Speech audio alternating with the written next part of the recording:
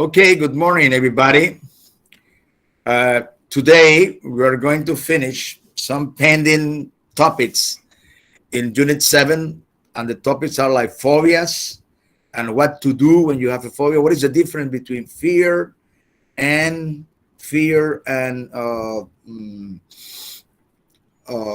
phobia? Is different, fear and a phobia. Okay, so we are going to start talking about that. We are going to listen an article about phobias, yeah, about what is a phobia, and I have some something here. So we should know that there is a difference between fear and phobia. Yeah, they say, psychologists, that phobia is an anxiety disorder. Anxiety disorder. That is an irrational behavior. Yeah. And fear, what is fear? Who can tell me? Fear is a natural response. Do you think that fear is something natural, that every person is afraid of something, sometime, somewhere? It's natural to feel fear when you see something that is risky or dangerous, or not?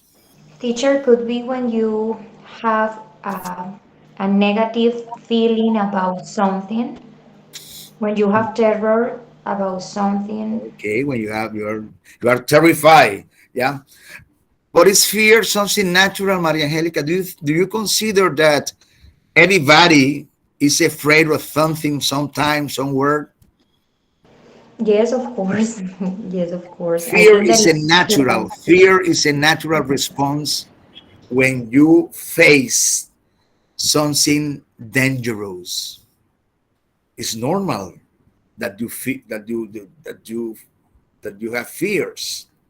Yeah, everybody have fears. Everybody has fears. Everybody has fears. It's something natural. For example, if you are walking in a dark alley at 1 o'clock a.m. in a danger la chinita, and you know that maybe somebody can put a gun or a knife or whatever, you are afraid of walking. You feel fear, yeah, and the body, we have a response. We have a kind of response to fear, yeah, yeah.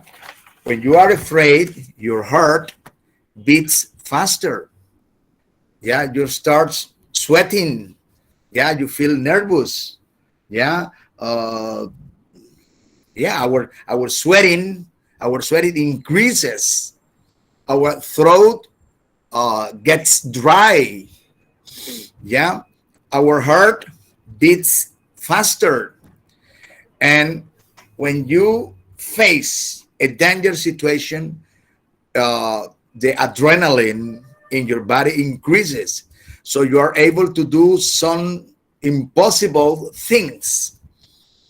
And normally they say, the psychologists, that we have, when we are fear, when we face fear, we have two responses: fight in order to save your life, or flight.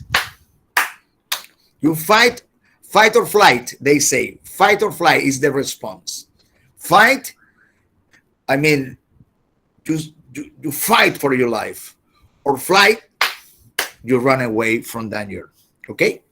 So we are going to listen. First, we're going to listen something from the book. So please, let's go to page 82. Oh, sorry. Yeah, page 82. Yeah. Let me take a look to the book. Uh,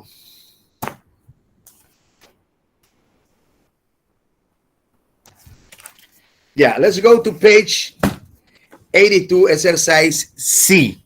Exercise C. In this, we're going to listen to some people talking about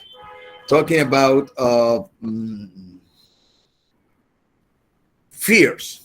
Yeah, because Fears produce physical and mental symptoms. Fears produce physical and mental symptoms. Yeah? Fears. So, we are going to listen uh, also about phobias. Yeah? Normally, people laugh. People laugh about phobias. Yeah. When I say, oh, he's afraid of spiders, or my sister or my wife is afraid of spiders. She can't see any spiders because she goes crazy.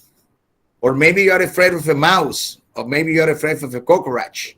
Yeah, they are they are afraid of you. As soon as a cockroach sees you, the cockroach runs away. Yeah, but you are afraid of cockroach. You are afraid of whatever, wasp, bees, animals, dogs. Yeah, because the phobia is an irrational behavior. So people laugh about that. So people say, "Oh, that's funny." Yeah, but phobias can be treated. You can go to a psychologist in order to receive a kind of a treatment in order to avoid phobias. It's very easy. People, some people are they avoid flying in a plane. Yeah, they avoid going in elevators. There are a lot of phobias, but they produce laugh. People smile. People laugh about others people's phobias. And other people's phobias, they don't know how to overcome that phobia. Okay, so we are going to listen. We are going to listen something about phobias that is in our book. Yeah, and it's exercise, and we are going to complete exercise C. It's very easy. We are going to do it all together. There are 6 questions, and we are going to answer those questions. In that way, we are going to have a better idea of what is a phobia, what is a fear, what is the difference between fear and phobias. Okay, so let's listen to that. I'm going to remember that I'm going to turn off my microphone in order to have a better listening. So right now I'm going to turn it off, and we are going to page 82. We are going to listen for details. Yeah, and we are going to do the exercise C, page 82. But first, before starting, I would like you to know that I sent to you 2 polls, dos encuestas, 2 polls about you are going to evaluate the service, I mean the course, and also you are going to evaluate the tutor. You are going to evaluate me. Yeah, you are going to evaluate. Oh, Nemesio is a bad teacher. Nemesio doesn't speak English in class. I mean, whatever one. That's your chance. Your chance to evaluate not only the university's classes, but the tutor. Okay. So keep in mind that we have a deadline date in order to submit our polls or survey, polls, POLLS. Okay. All right. Let's start with listening.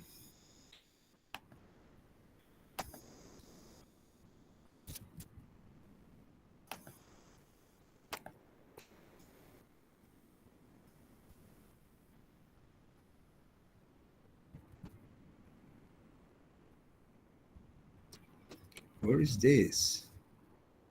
Oh my God. 83D.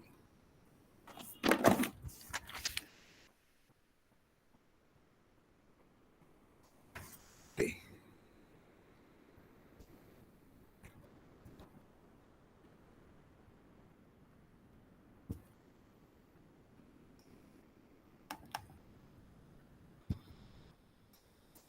Listen to the interview again. Write a check mark next to the topics that were discussed in the interview and an X next to the ones that weren't. Then, with a partner, summarize what was said about each topic that you checked.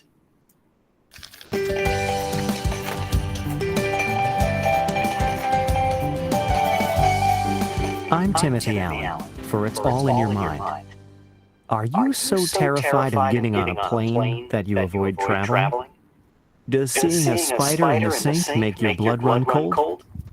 When you go to the doctor for a shot, does the sight of the needle make you want to run the other way?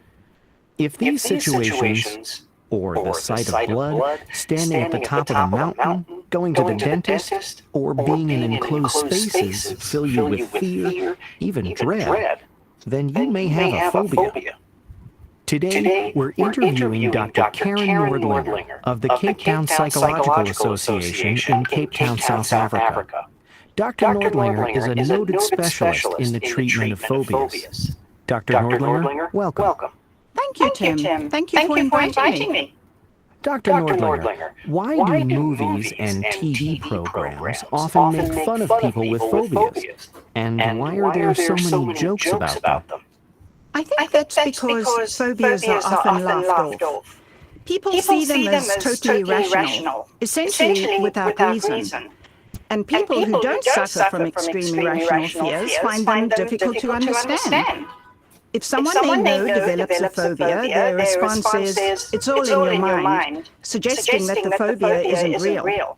But to the person with the phobia, the fear is real, even if they understand that it's irrational. To them, it's no joke. How many people suffer from phobias? It's estimated that approximately 10% of the population worldwide has some kind of phobia or overwhelming anxiety. And their fears aren't something they can just put out of their mind. People with phobias, or phobics, don't have much control over their phobias. They cause them both physical and mental symptoms. It's interesting that they cause physical symptoms as well as mental ones. Can you elaborate? Sure. We all have a built-in defense system to protect ourselves from physical danger. When we are faced with danger, our heartbeat gets faster, our throat goes dry, our sweating increases. These unpleasant physical symptoms are referred to as the fight or flight response and prepare us either to protect ourselves or to run away to avoid harm. However, a person with a phobia of something that doesn't present a real danger reacts in the same way, as if the danger were real. In fact, that's the distinction between a run-of-the-mill fear and a true phobia. Phobics will go to great lengths to avoid being confronted with what they fear and the unpleasant fear responses they cause. Their efforts to avoid situations that scare them can lead to difficulties at work and in everyday life. I mean, imagine you have a phobia of being on a high floor in a tall building, and one day you have to attend a meeting on the top floor. Your extreme fear response will be embarrassing and may be harmful to you in your work. People will think you're out of your mind, and they might laugh about it behind your back. What are some of the most common phobias? The list of recognized phobias is enormous. Two of the most common ones, though, are arachnophobia. Arachnophobia, that's fear of spiders, right? Right. And claustrophobia, the fear of being in an enclosed space, such as a subway car or even an elevator, for example. Well, it would be pretty hard to avoid elevators, wouldn't it? That could be really limiting. Keep in mind that people can develop fears of almost anything. For some, just being in social situations such as meetings and parties fills them with dread. They plan to go to a social event, and then suddenly at the last minute, they change their mind and call and make up an excuse, such as an illness or some other problem. Think of it. It's embarrassing to be afraid of something that no one recognizes as a real danger.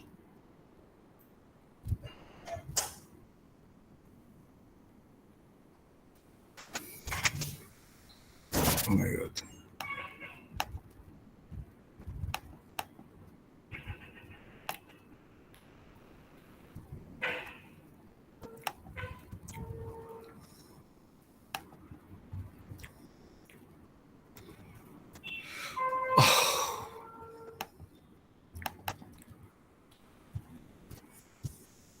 Listen to the interview again. You have to attend a meeting on the top floor. Listen to the interview again. Such as a subway car or even an elevator, for example. Well, it would be pretty hard to avoid elevators, wouldn't it? That could be really limiting. Keep in mind that people can develop fears of almost anything. For some, just being in social situations such as meetings and parties fills them with dread.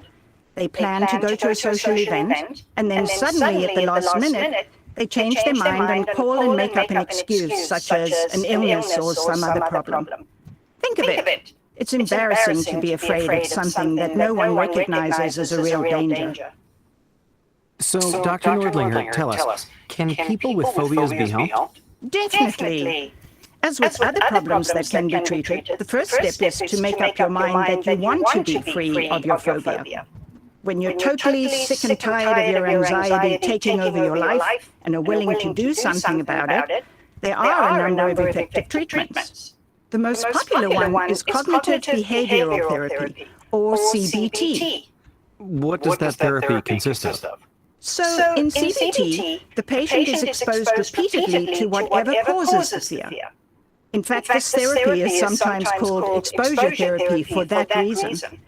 But some patients can't tolerate exposure therapy. For those patients, another treatment called counter-conditioning often works.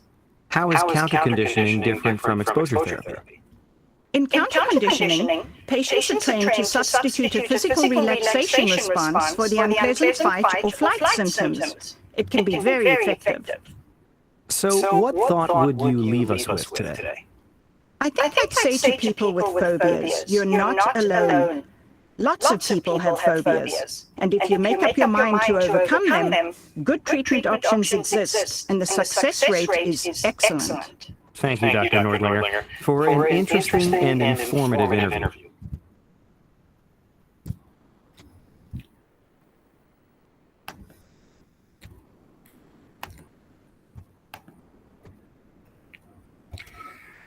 Okay, I had a problem while listening, so I had to repeat it all over again. Well, not all over, but more or less where we were before. Okay, so just to summarize, people laugh about phobias because they don't understand. They think that it's funny, and for the people who suffers the phobia, it's not funny. Maybe they know that it's an irrational behavior, but for them it's real.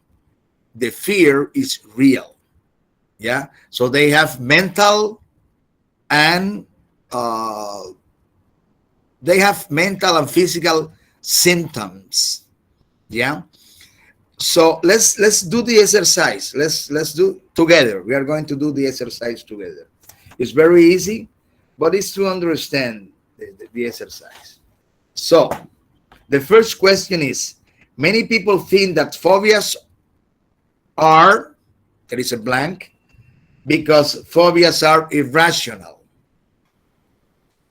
Say scary, funny, or enormous. What do you think? According to the interview. Who knows? A volunteer. Be funny. Yes. Many people think that phobias are funny and they laugh about phobias. Good. Scary, no. For example, if I know that my wife is not here, but I'm gonna tell you this: my wife is afraid of chickens, hens. He's afraid. You know what I did to her? One day I had a farm, una finca, farm, a long time ago, and there was a hammock, and my wife was in the hammock. So I know that she's afraid of chicken and hens. So I get a lot of corn pieces, and I put a lot of corn, maize, below the hammock. So all the chickens and hens went around the hammock. So when my wife tried to get away from the hammock, she was crying because was plenty of hens and chickens all around her. Yeah, she's afraid of them, and it is because when she was a little baby and she was in a backyard in her house, a chicken tried to pick her or to beat her or whatever, to bite her, and she was so afraid. She was crying, terrifying. She was terrified completely. So she's afraid of chickens. It's incredible. Yeah. Okay, so it's funny. So people laugh about that. Okay. Question, good, Catherine. Question number 2. People who don't suffer from phobias find them difficult to treat, overcome, understand. Understand. Understand. Good, Adriana. Good, Catherine. Understand. They don't understand. Why? It's irrational. Have you ever thought about that? Your behavior? No, but you are afraid. For you, it's real. For other people, it's irrational. But for you, they are not real. But for you, it's real. Good. Understand. Number 3. Phobias create both mental and economic, physical, irrational symptoms. Mental and Physical. physical. Remember, your heart beats faster. You start sweating. Yeah. You yeah. You get nervous. All the things, sort of mental and physical symptoms. Okay, good. Number 4. People with phobias cannot them control, cure, confront. A. Control. Yes, control. They cannot control. My wife cannot control uh, her behavior. Start shouting and crying when as soon as she sees a chicken or a hen or a rooster, whatever. Control. Okay. The fight flight response is a set of physical, uncomfortable, physical what? Fears, anxieties, symptoms. Fight and flight. That's a very common expressions that psychologists express when they are talking about fears or phobias. Fight and flight. What is that? Is a what? Is a fear, anxieties, or symptoms. Normally, when you are afraid, this is the first physical responses of your organism.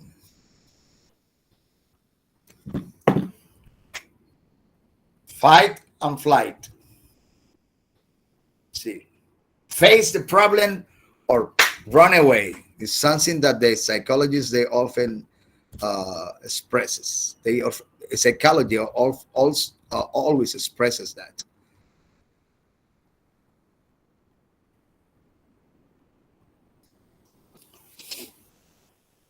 What is that? Flight and fight, or fight and flight. What is that for you? Fears, anxieties, symptoms.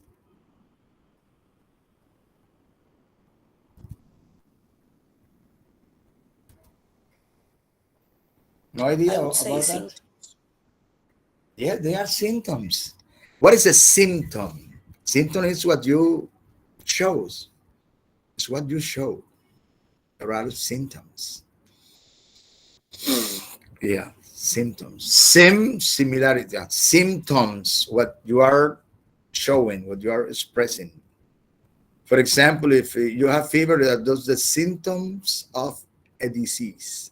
Yeah, okay, good symptoms. And the last one, exposure therapy and counter conditioning are two effective treatments, symptoms, or responses. A. Treatment. Treatments, yeah. You know what is exposure? You are afraid of spiders. So you say, okay, they are innocent. They are not that, well, maybe some spiders are dangerous because they are poison spider, but normally, uh, so you have to face the spider. You have to be there. Those are the explanations. Okay, okay, very good. Okay, now we are going to thank you for your participation. Now we are going to watch a video about this. It's a very easy video, and what is more important is the vocabulary. It's very easy. It's for little kids, but it's about phobias. Okay, we're going to watch a video. Let's take a look.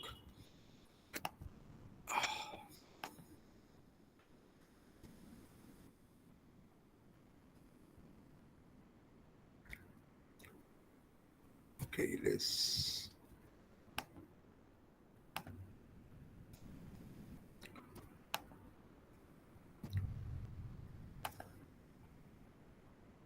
Buddy, Tony, look what I got. Oh, I forgot he's afraid of spiders. That's okay, Tony. Everything is fine. You can get out. I won't do it again. By the way, do you know where phobias come from and how to get rid of them? Oh, I'm gonna tell you all about it. It's gonna be exciting. Basically, a phobia is a specific reaction to external stimuli, but it differs from fear by being an irrational reaction. So, if you're afraid of an evil dog running at you, that's normal, because your life is in danger. But if you panic when you see a little dog on a leash, that's a phobia. Let's see how it works. The secret is inside our brain, in the temporal lobe, to be more specific. Here you can find something known as an amygdala. When you come across something scary, this thing starts producing hormones that bring your body into a state of full alert. The body releases adrenaline, the heart starts beating faster, and blood pressure rises. That's what happens when you're scared. But where do phobias come from? They can be caused by a strong emotional shock, especially if it happened during childhood. Being bitten by a dog, having a bad experience in the pool, or some kind of injury. All of these events can lead to the appearance of a phobia. By the way, scientists have found out that phobias are not only acquired, but also innate. It turns out that parents can pass on their phobias to their children through their DNA. And finally, the most interesting part, how to get rid of a phobia. Well, of course, the best way would be to see a psychotherapist. They specialize in this kind of problems. However, there is a technique known as fear ladder, and you can try it yourself. It is based on the fact that we have to contact the source of our fear, gradually increasing the degree of contact. For example, Tony, let's conduct some experiments on you. You are afraid of spiders, right? So first, let's just look at pictures of these creatures. They're not that scary, are they? Now you can try coming closer to a small spider. Get used to it. After that, you can take it in your arms. Well, you get the idea. Not in vain people say that the best way to get rid of fear is facing it. But do it only in the presence of adults. You know, something can always go wrong. If you have a panic attack at the wrong moment, you might get hurt. Everything has to be done wisely. So, while our friend is trying to defeat his arachnophobia, tell us in the comments what phobias you have and how to deal with them. The best story will be featured in the next episode. Give us a like and click on the bell so you won't miss the new Super Tony's adventures. Bye-bye. Con GoDaddy crear y promocionar.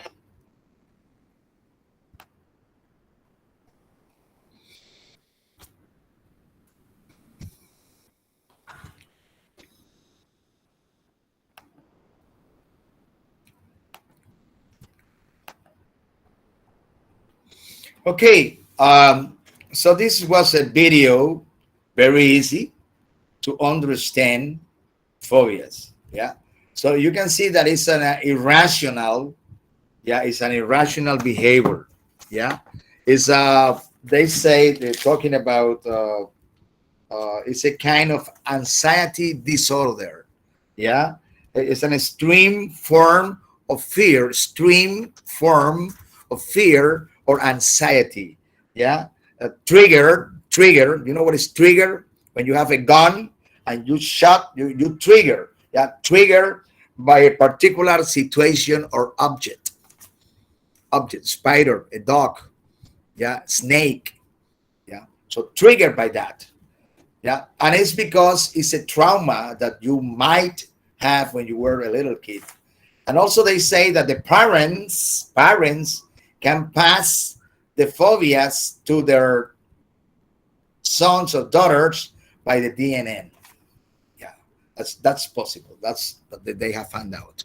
All right. So it's very easy. This is a very easy video about phobias. Now that you have, there are a lot of phobias. There are a lot of phobias. Yeah. For example, agoraphobia. Agoraphobia. You know what is that? The agora in the ancient Greece was the square, the plaza. Yeah. So agoraphobia is a phobia to open places. Yeah. Is the opposite of claustrophobia. Yeah, claustrophobia is fear to enclosed places like an elevator.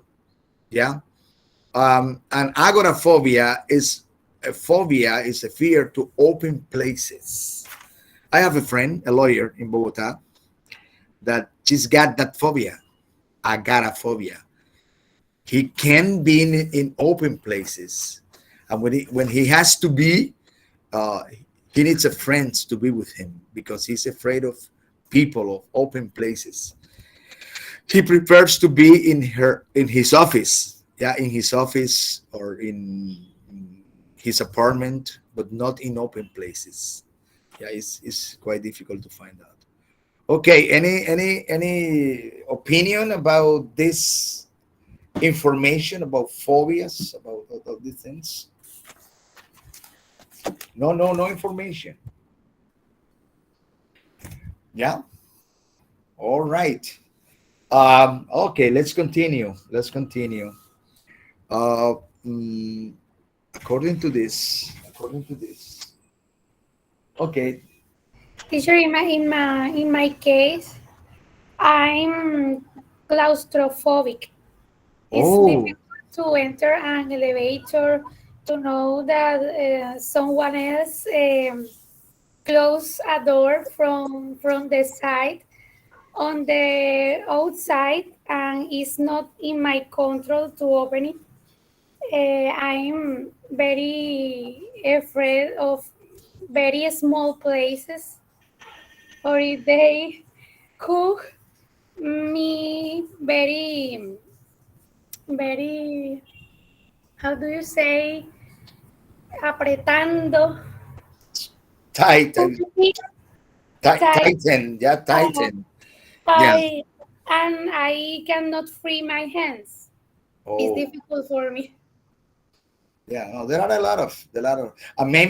Maybe you suffer from a phobia, but you don't know, or maybe you don't like to say that because maybe you say, oh, they are going to think that I'm a weird person or I'm a crazy one or I'm a fool or whatever. Yeah, but yeah, that happens. You know, I have a friend, and she's afraid of heights. Yeah, for example, and I noticed that in Bogota, because in Bogota, when you are going to cross an avenue, there are a bridge, and they are high. And she was so afraid. What happened to you? Is I'm afraid of heights. Yeah, I'm afraid of that. Also, when you go to a building, oh my God, and you see down there, oh my God, you start trembling. That person starts trembling up. But there are a lot of phobia. But maybe you don't know what is your phobia. Yeah, but it's an irrational. It's a disorder. They say anxiety disorder.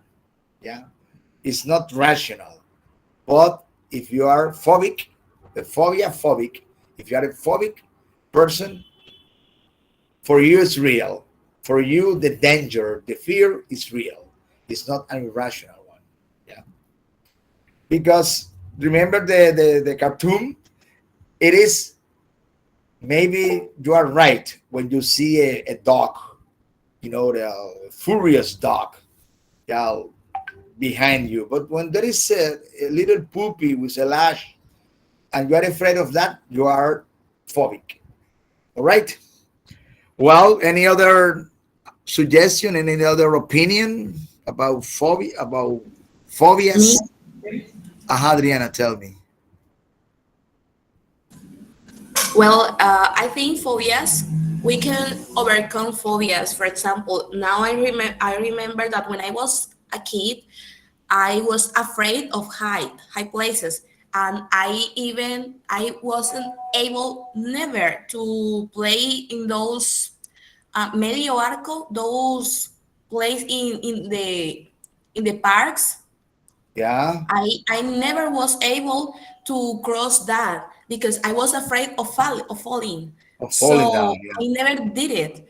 But since I went to the university and I was taking the elevator and being in high places, I am still afraid of that, but it is like much more less than I was.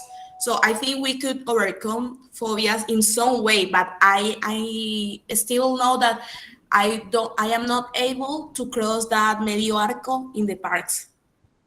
Oh, oh, oh, oh. But remember, there are some treatments, and there are two. You have to expose yourself to your to that problem, that quotation marks, to the problem, but that really is not a problem. But you have to exposure. Then you have to start, facing that problem, and you will overcome. They say that it's easy to overcome some phobias. Yeah, but it depends on the person. Yeah, it depends on the person. All right. What time is it? It's 7:48. All right. Good. Very good. All right. Uh, I think that somebody's going to talk about phobias, but it's not going to be today. Today we are going to advance because I took a look to this our schedule, and we are supposed to have our quiz today. And next. Oh, here I have a calendar. This is calendar. So next Saturday we are going to work on Unit 8. Today we're going to start Unit 8. We're going to work in Unit 8, and it's going to be next. It's going to be November the 6th. Yeah. And our final exam is going to be uh, 11, December 11. So, pending Unit 8, Unit 9, and Unit 10. And there is pending also quiz number 4. So, quiz number 4 is half of a class. And so, on November the 6th, we are going to finish more or less Unit 8. And November 13, we are going to start Unit 9, the beginning. November 20, we are going to finish number 9. November 27, number 10. 20 and 27 is going to be number 10. Yeah, number 10. And also the quiz. The quiz from units 8 and 9. Okay, and the exam is going to be December 11. I would like to tell you this. I'm going to fly to Cali tomorrow.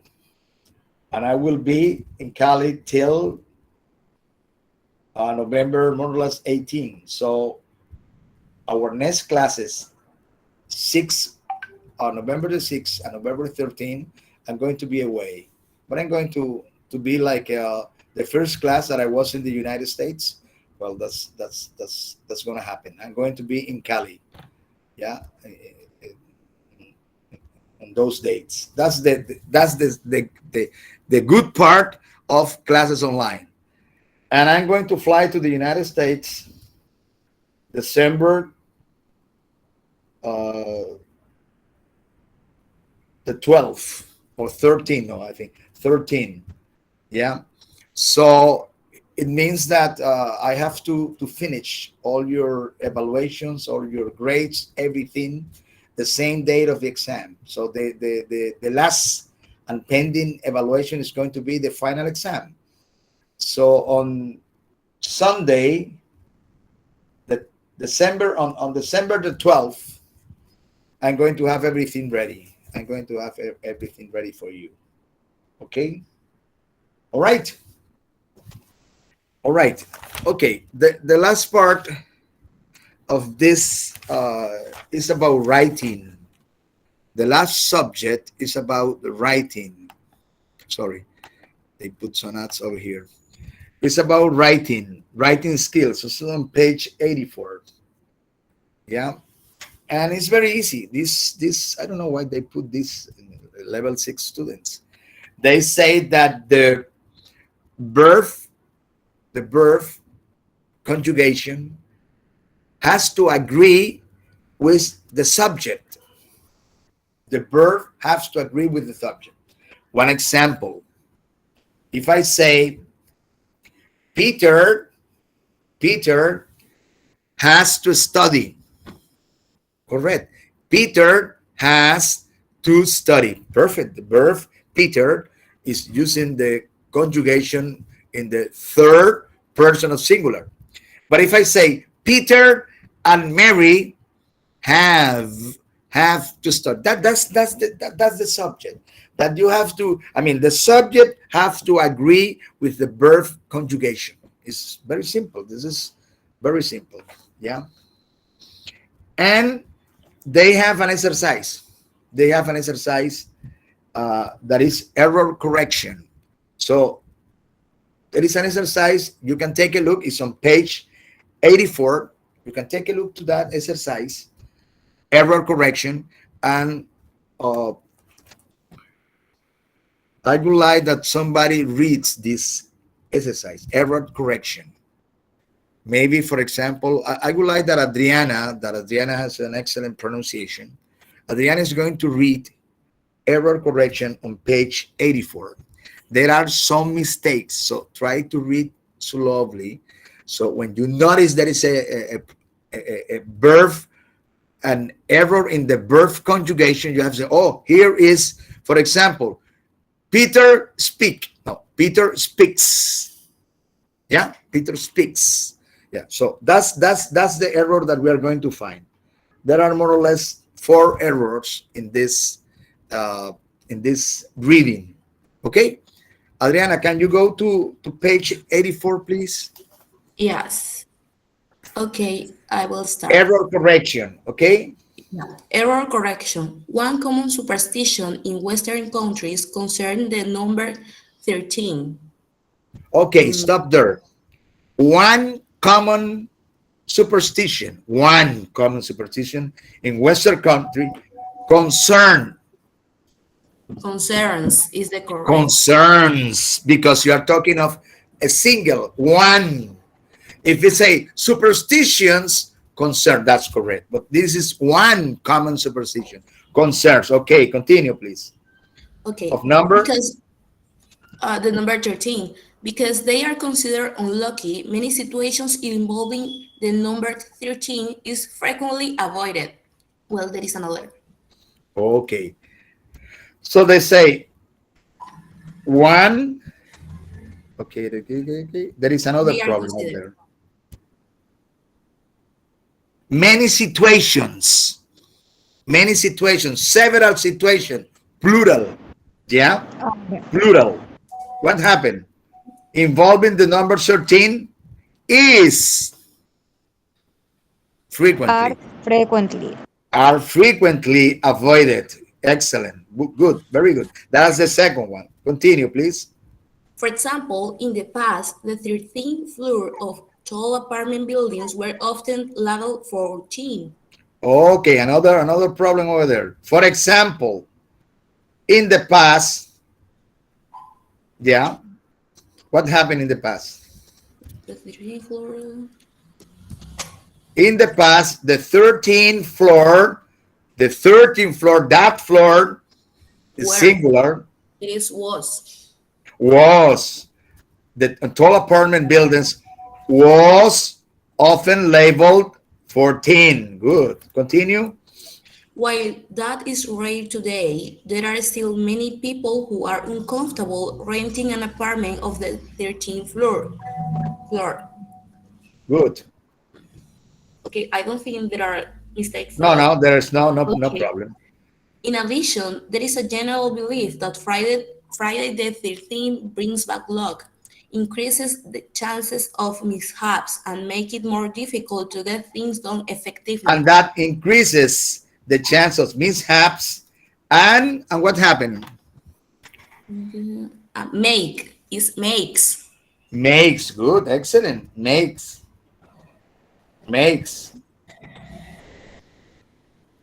Okay. Makes get things done effectively. Yes.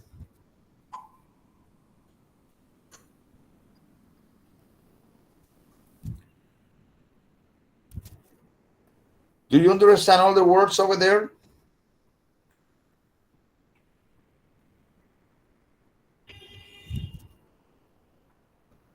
What is mishaps?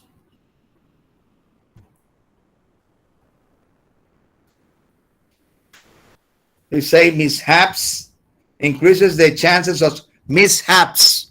What is mishaps? Who knows? Accident. Mishaps. Accidents. Good. Something that is not normal. Mishaps. Accidents. Problems. All of things. Good. Okay. That was the writing skill. The writing skill in this unit.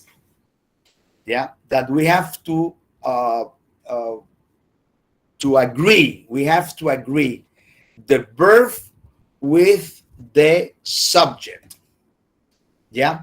And eventually, when we're talking about one thing and there are some additional information, when the verb comes, we need to remember, oh, we are talking of one thing. No, we are talking of several things. Only one. So is if it is in the present, is like concerns, like was, like makes. Okay, that's it. That's it. That's it.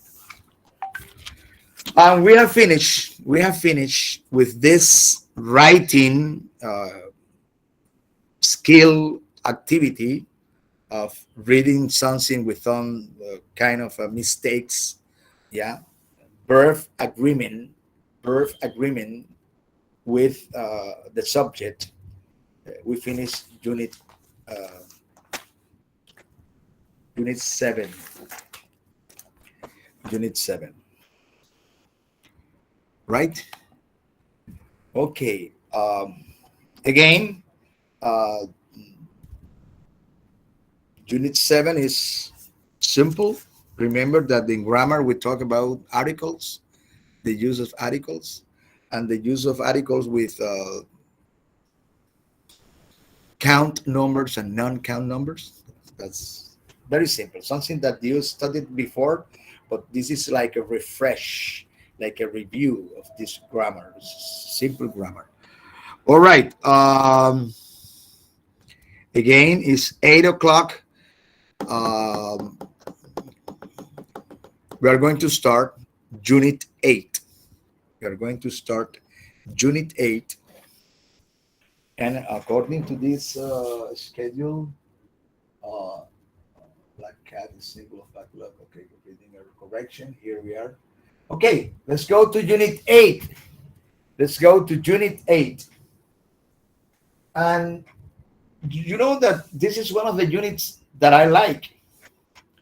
Unit 8 is one of the units that I like before because it says performing at your best. Performing at your best. And I know that all of us have some potentials, uh, uh, some potentials, uh,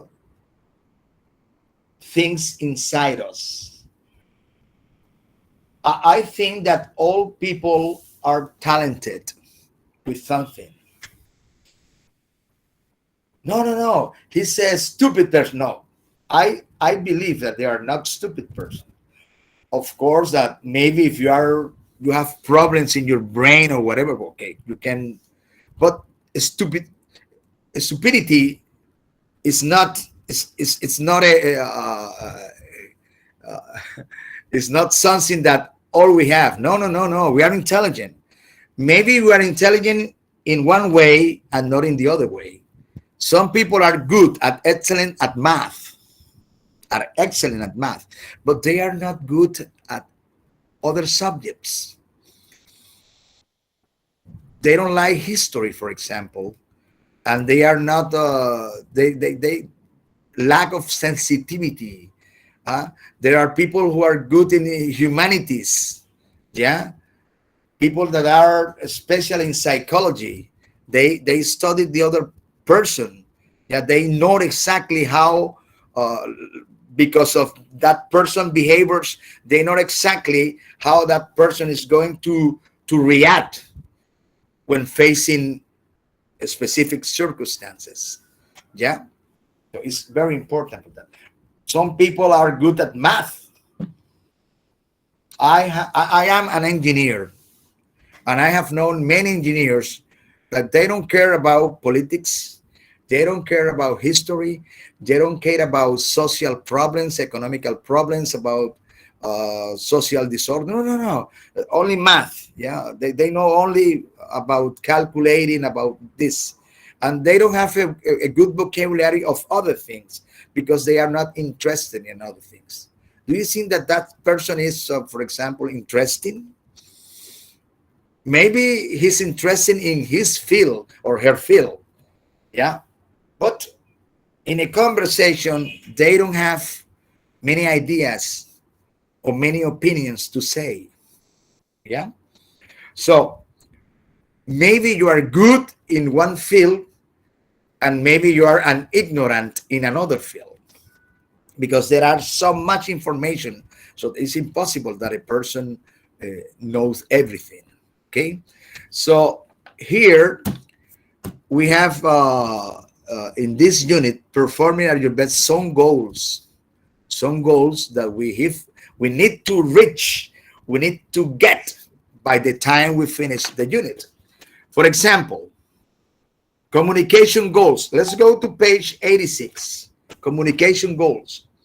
Discuss your talents and strengths. You know that I have done exercises with my students.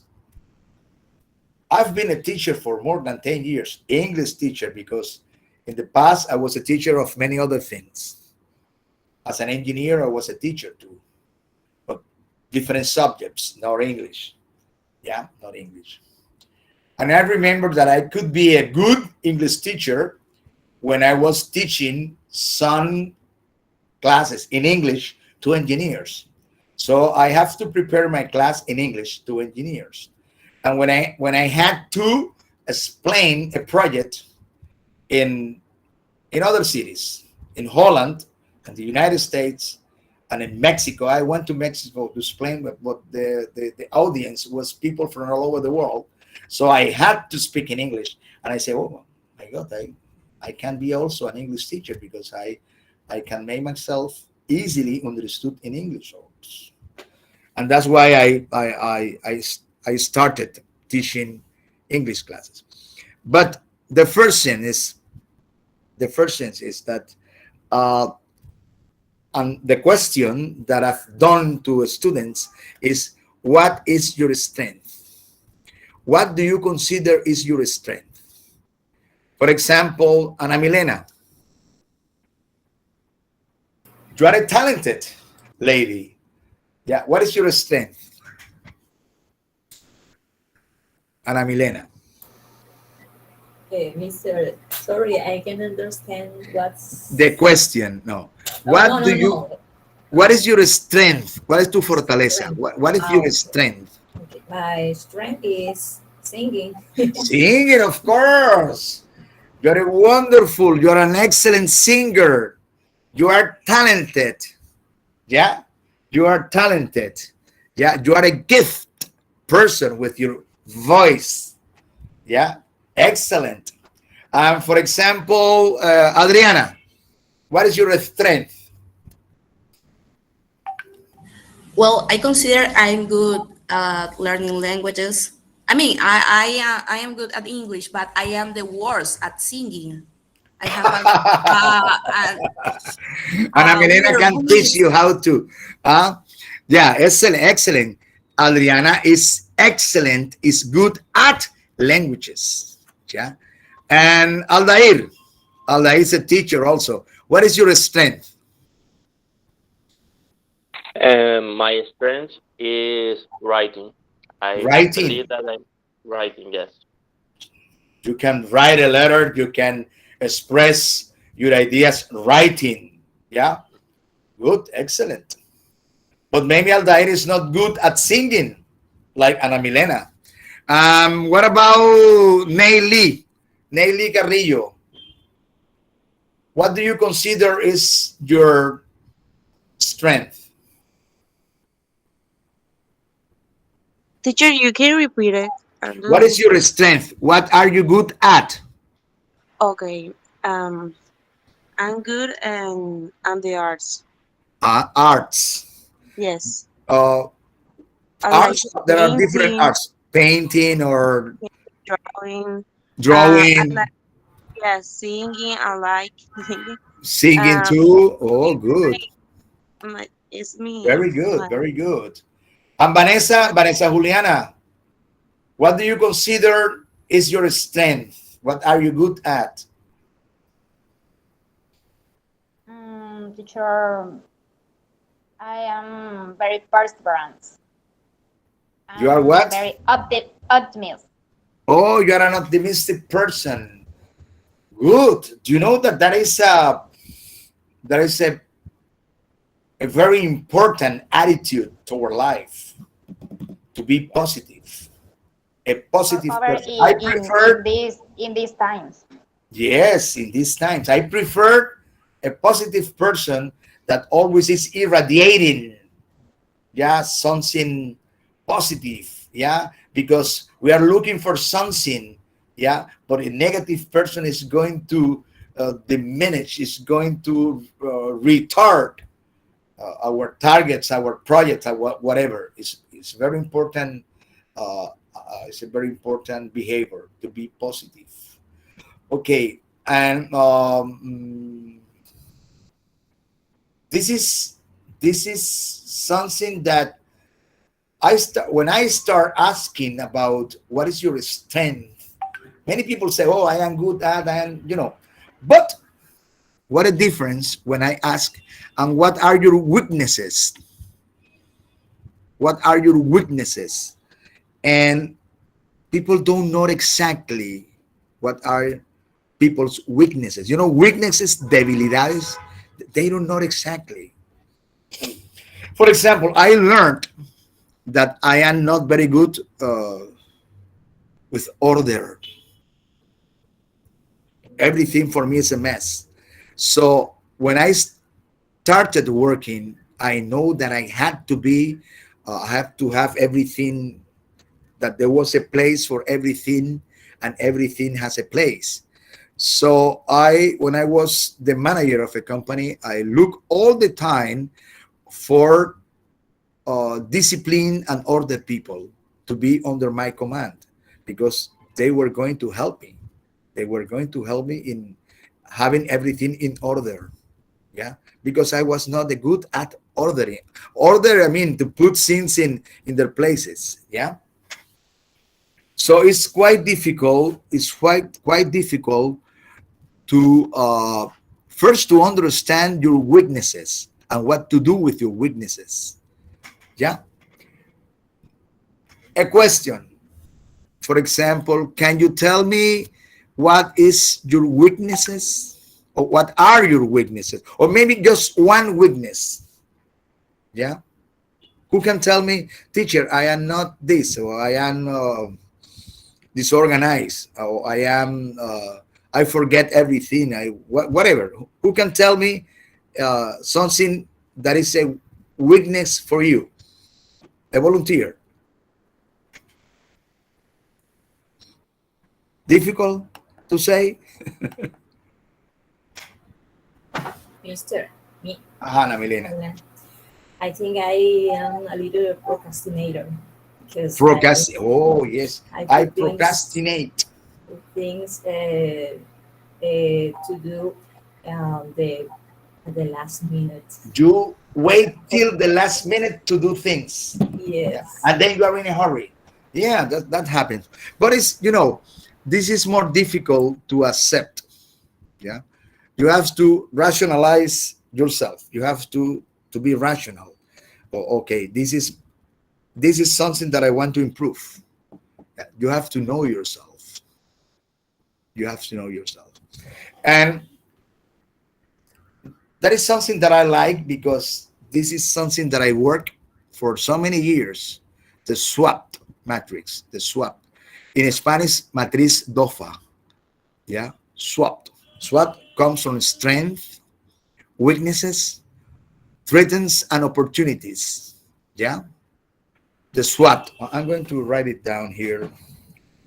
Oh, what is the?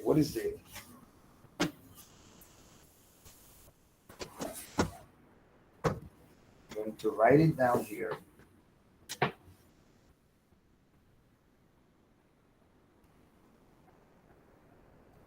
It comes from strength,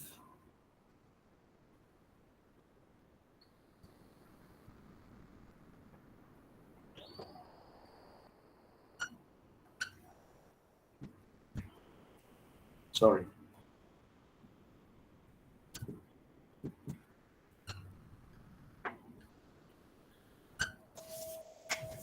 Okay, I see that you can see this. In Spanish, matriz DOFA. And DOFA comes from debilidades, oportunidades. Okay, opportunities and threats. Okay, strength. Sorry. These ones are inside, outside. Okay? Strength and weaknesses are inside the organization. Yeah, because you are talking about a company. Or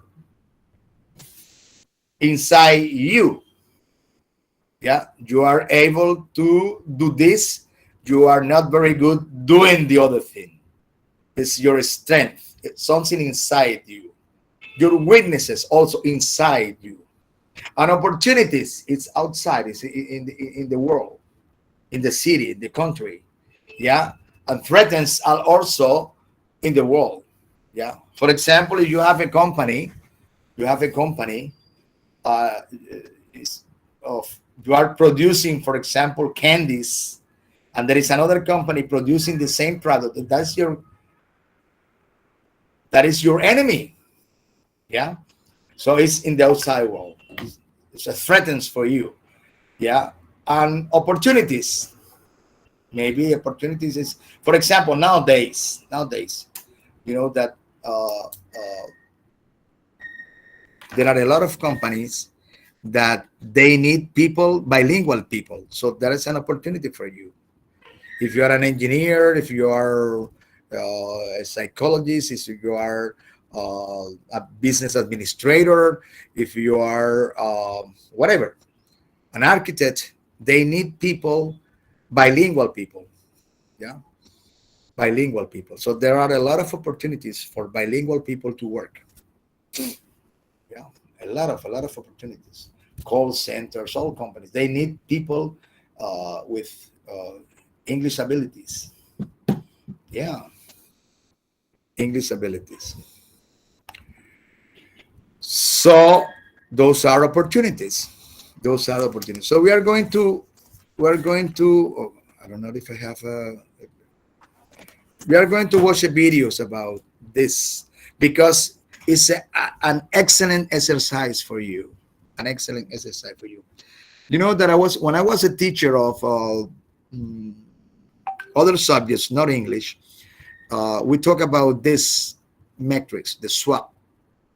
Yeah, about SWOT because it was a strategic administration or planification. Yeah, in a company we discuss the future, discuss the vision of the company. What is our mission and what is our vision? Yeah, the vision is in the future, in the near future. It depends on. So we have to develop plans in order to be alive in this competitive world. Yeah, with the companies. What are we good at? Do we have quality? Do we have good people, educated people, good technical people? So those are our chances of surviving in this competitive world. Yeah. And what are our problems? What we need to improve in our companies?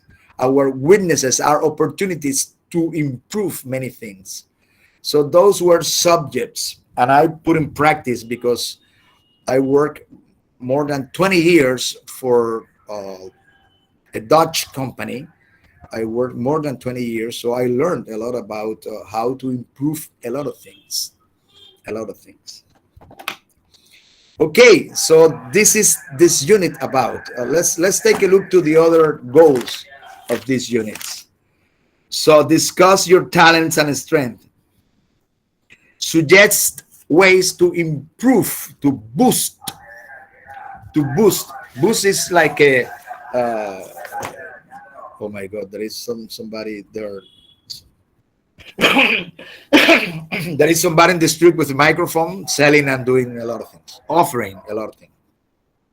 Suggest ways to boost your intelligence. Can you improve your intelligence? Do you think that is possible to improve your intelligence? To boost your intelligence? Is that possible? Let's say yes, it's possible. For example, normally there are some tests in order to measure your IQ. To measure your IQ, it's like an intelligence quotient. Yeah, it's like an index of your intelligence. Yeah. Oh, Einstein was 180 and you are 100, whatever. There are numbers, but they measure your IQ, is your intelligence. It's possible to improve your intelligence.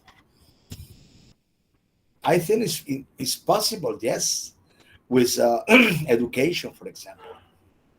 Education. One thing that I consider myself that is lacking in Colombia, something that is lacking in Colombia is critical thinking. It's critical thinking. We need to improve our boys, our teenagers, our people, everybody in critical thinking. Yeah, in critical thinking. And what is critical thinking? It's something we need to improve. Yeah. For example, when you read something and they say, oh, here the author says this, but here in the second paragraph is what is not logical what he says, that you understand perfectly any reading, that you can criticize, yeah, anything that you are looking with a critical eye, yeah, that you are not let's swallowing everything that they say, yeah, because we are supposed to be a combination of rationality and emotionality. Yeah, we are emotional and rational human beings, emotional and rational, and in sometimes We are not rational. We follow things by our feelings, by our emotions. Yeah. We don't use our brain that much. Yeah. So we have to not to have a balance there. Are you a rational person or you are an emotional person? And most of the time we're emotionals. Most of the time. Yeah. So this unit is about that. What is the other goals? Explain how you produce your best work. Yeah. How do you produce your best work? I consider myself that you produce your best when you are motivated. And one of the most important activities of a teacher is to motivate students, is to motivate them. Yeah, to motivate them. Because a motivated person is able to produce, oh my God, works of art, a work of art. A motivated person. But if you're not motivated, you're not going to study, you're not going to invest your time and money in order to be a better person. No, no, no. So motivation is very, very important. It's very, very important. Okay, and the last one is describe what makes someone a genius. A genius. What makes a person a genius? There are a lot of factors. There are a lot of factors. Motivation is one. Education is another one. The environment. Yeah, a lot of things. Yeah, people around that person. Yeah. So we are going to talk about this. Yeah, about this. And now there is a test. There is a test. You know that Daniel Goleman is a very famous writer, a very famous, and he has a book, Emotional Intelligence. Emotional intelligence. And I remember the first time, a long time ago, when I read something about Daniel Goleman, about emotional intelligence, that we were discussing, you know, the successful or successful companies in the world. And I say, but this company went to bankruptcy. Why? Why this company now is broken? What happened? If they have, for example, such good managers, they have people graduated from Harvard, from MIT, from Stanford, the best universities in the world. So they are supposed to be good leaders. They are supposed to be intelligent people. What happened? They didn't have emotional intelligence. That is completely different. You might know a lot of things about administration, about figures, about math, about plans, about how to do a lot of but you are not intelligent in emotions, and that's a big problem. Maybe, for example, you are the leader of a group of people and you don't know how to motivate them, because you are very good in engineering, but you are not good in psychology. And you don't motivate your people. So your people are demotivated. They are not motivated to work with the strength and doing their best. And nowadays, the situation, the competition demands working hard, very hard. So that's emotional intelligence. Yeah. Okay. Let's take a look to how emotionally intelligent are you. There are some questions. Read them and answer them for you. You have 5 minutes. 5 minutes. Read this uh, test, and here is a score. So you are going to evaluate yourself. It's a self-assessment test. Self-assessment test. So do it. For example, question number 1. When I feel down, when I weary is another word. Weary, W-E-A-R-Y. When you are down, when you feel down, I try to focus in the positive things. Yeah. Try to focus in positive. Somebody told me, oh, I am a very positive person. Excellent. Excellent. When I feel down, I try to focus on positive things. I like learning about new things. Yeah. So you have to answer all these questions. It's very easy. It's a tick. And then you summarize. And then you see what kind of person. Yeah. It's your statement. You see, you say. You have 5 minutes. I'll be back.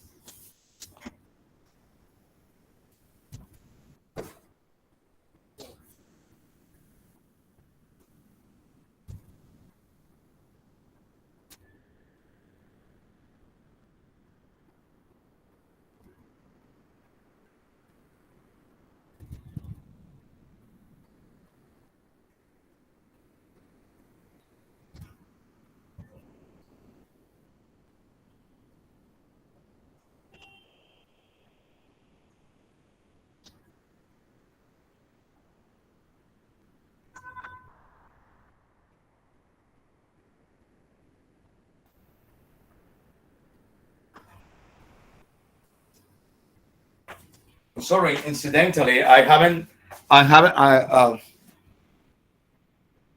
didn't see the time, so it's 8:30. Okay, take a look to the test, and we're going to have a break, the first break. I'm going to have my coffee, and I'll be back in 15 minutes. Okay, I'll be back in 15 minutes. But take a look to the test and answer the test, and when we come back, we can summarize your answers. I'm going to ask you your score in order to know how emotionally intelligent you are. Okay, and then we'll continue. Remember that we are going to have the quiz and also the speaking test. All right. Okay.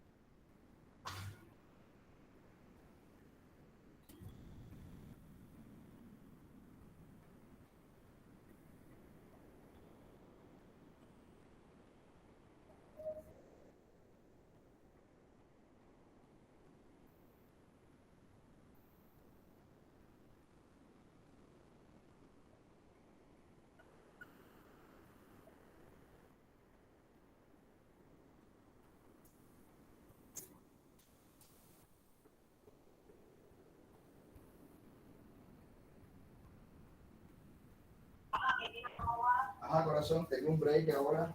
Estoy en clase, pero tengo un pequeño break ahí de... ¿Qué más? ¿Has estado?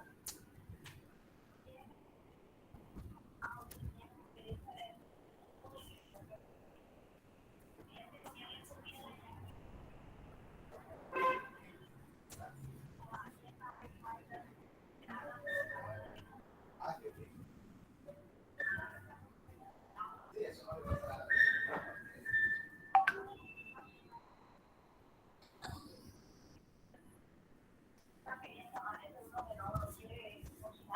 Sí, eso es cierto. Yo iba por su tema.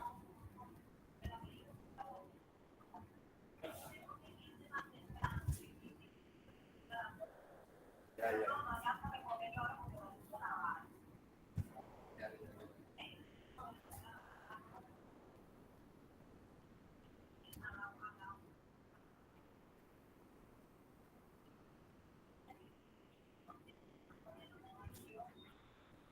Ya. Ajá.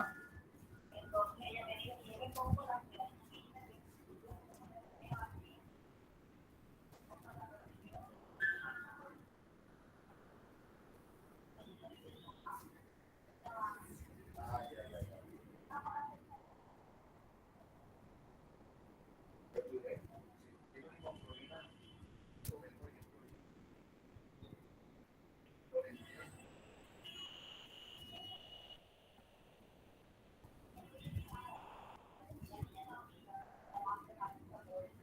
Oye, pues, ya. Ah, ok.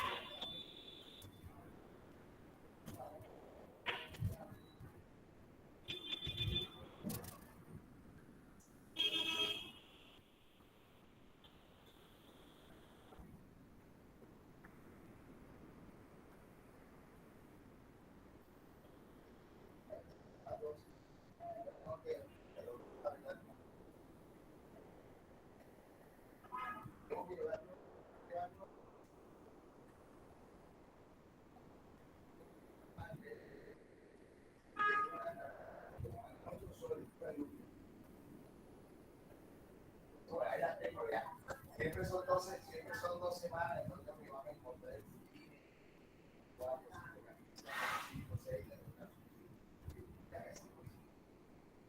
eso hace sombra, ¿no? Sabes que en la tarde, ¡pum!, se viene el aguacero.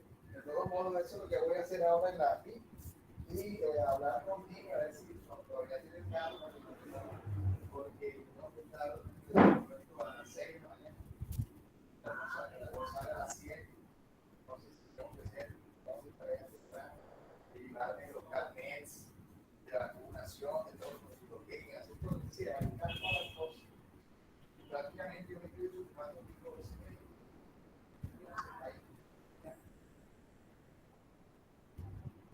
Claro, claro. Ok, bueno, ya, estamos hablando de todo.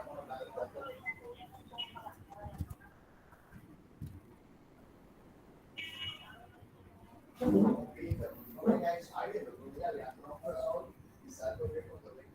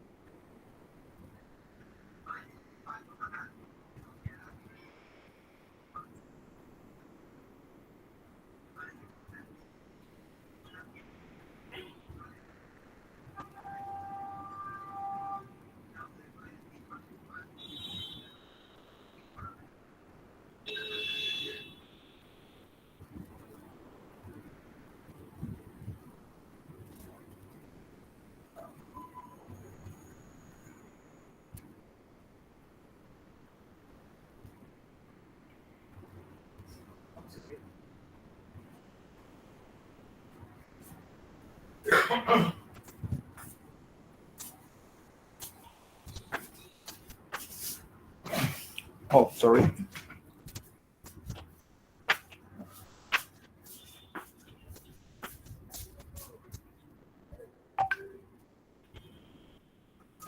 It's too hot here. It's too hot, too hot, too hot. Oh my God, today it's too hot here in this room. Um, okay. All right. We are going to continue. So, can you summarize your score?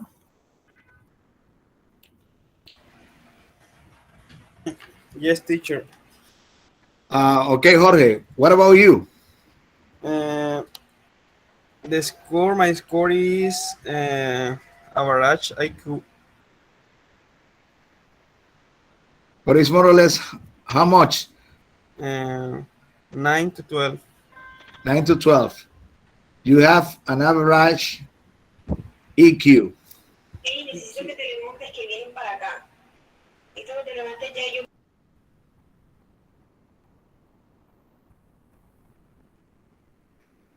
Emotional intelligence. So average. What does it mean, an average EQ? That is normal. I mean, or it means that you can be, you are not too much manipulated by the emotions. Yeah, an average is that you are in the medium. Yeah, you are not too much manipulated. You are not manipulated that much. Could be that.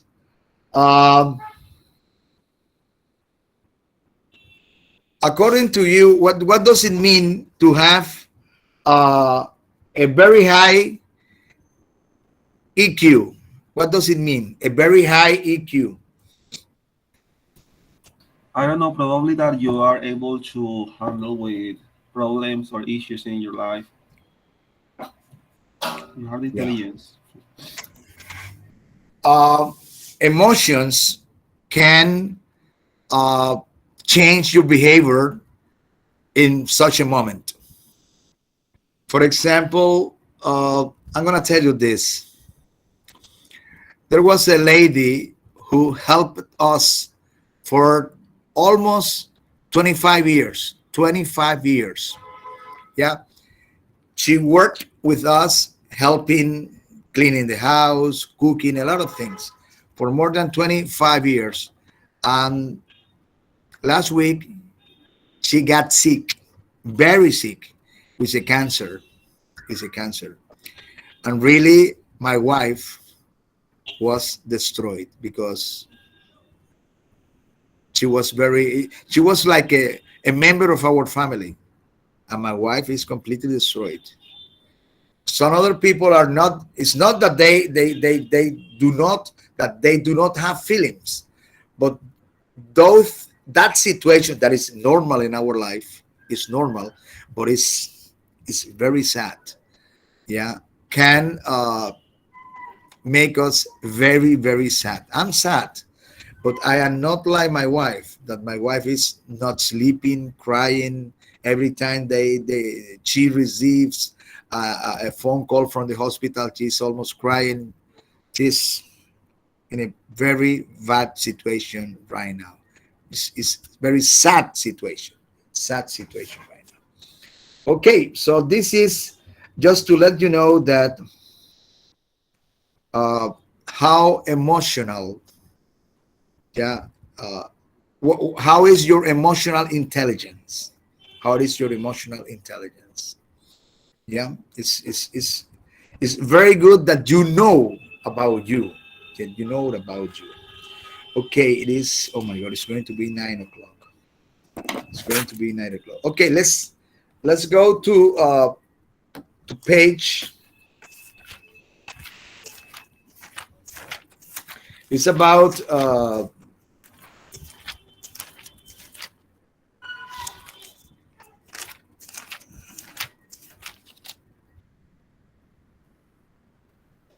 We're going to we are going to talk about emphatic stress. Emphatic stress. You know that in English we don't have tilde. We don't have and it's quite difficult to pronounce some words because we don't have a tilde. We don't have a stress like in Spanish. Yeah, like in Spanish. For example, in Spanish, oración, because there is a tilde. Yeah, you don't say oración. No, you say oración. Yeah, so there is a and it helps when you are going to pronounce a word. But in English, no way, Jose. Uh, in English, also we have emphatic stress. Oh, first, in order to know the stress of a word in English, we have to hear the word. We have to hear the word. Yeah. And also there is another stress that is emphatic stress. Is an emphatic stress, you use it in order to emphasize something about something. Yeah. For example, imagine that I said that Alfredo Jose Camargo is a good English student. Alfredo's English is excellent. We can say that. But there is other person who doesn't believe that Alfredo is able to make himself understood in English. He doesn't believe that.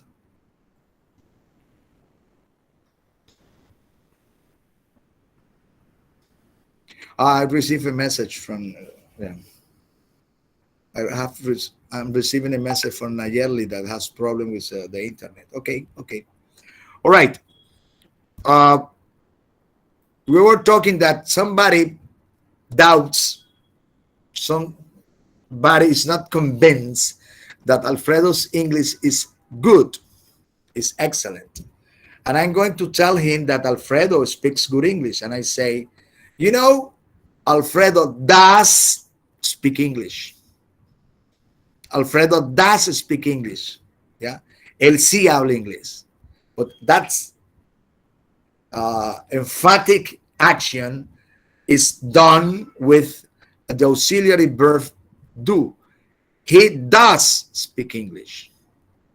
He does speak. No, he does speaks. No, he does speak English. Is to emphasize Alfredo's ability to speak English. He does speak English. Okay. Maybe your girlfriend said, you don't think too much about me. Yeah, you don't think that much about me. You say, I do think about you all the time. I do think about you all the time. That's a way to express emphatic. Yeah, emphatic expression. And yeah, that's emphatic stress. So uh, we are going to listen to this. Let's go to that page.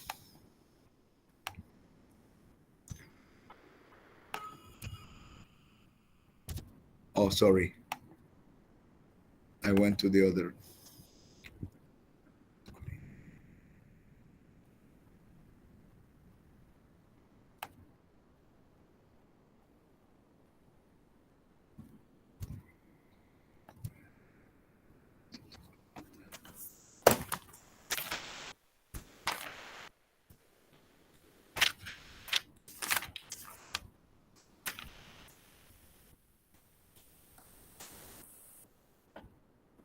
To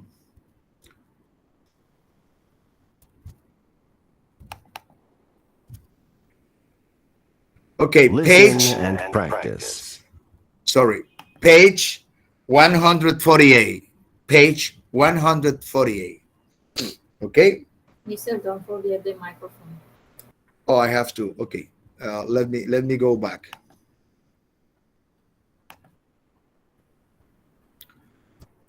I have to go here. I have to turn it up.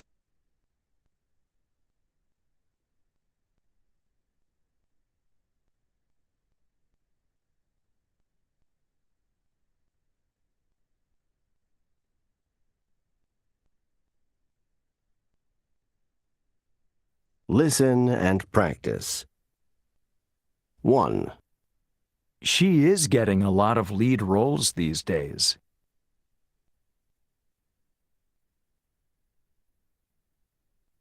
2, I think you should learn French.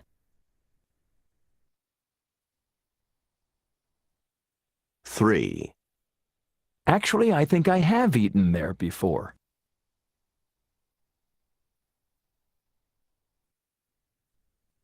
4, I really don't like coffee. 5, I really do like coffee.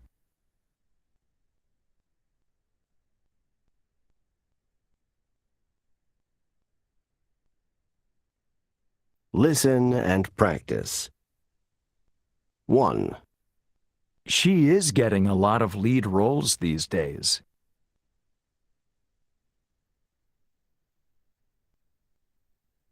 2, I think you should learn French.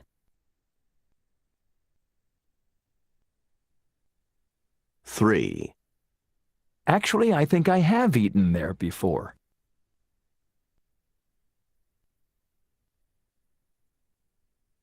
4, I really don't like coffee. 5, I really do like coffee.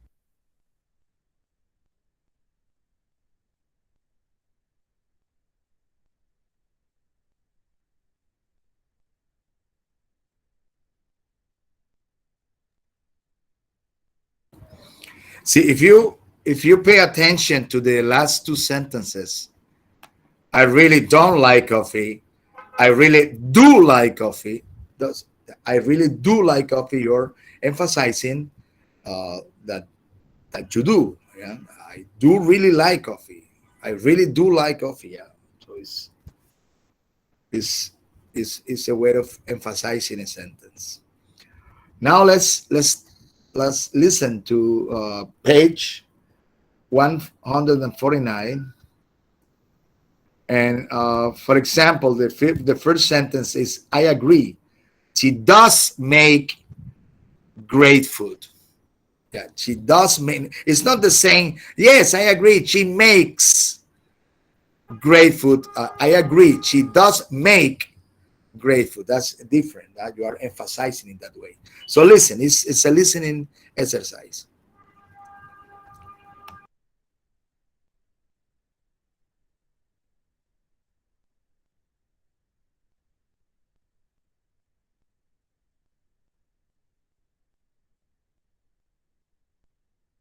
Practice responding to each speaker, using emphatic stress on the auxiliary verb. Listen to compare. 1,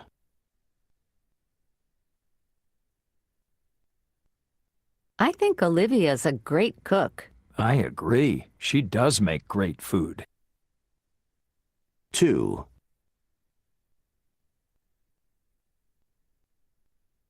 Your husband doesn't dance very well. That's true. He really doesn't dance well. 3,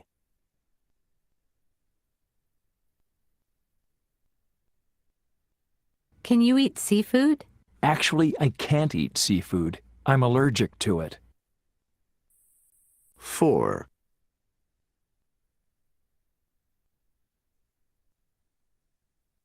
Your cousins are hysterical. I agree. They really do tell a lot of funny jokes. 5,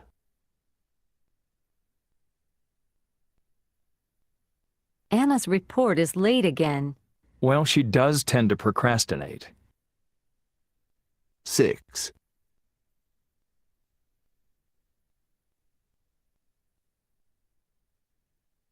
Does Gary have a head for figures? No, but he is taking a math class on Tuesday evenings. 7,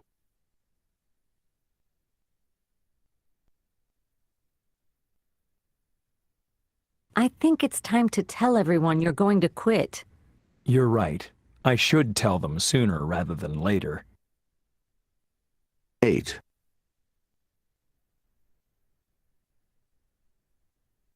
Have you made up your mind yet?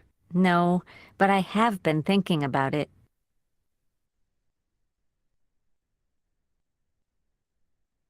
Practice responding to each speaker, using emphatic stress on the auxiliary verb. Listen to compare. 1.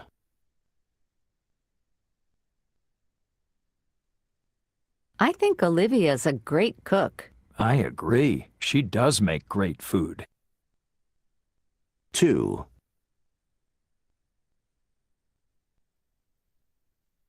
Your husband doesn't dance very well. That's true. He really doesn't dance well. 3.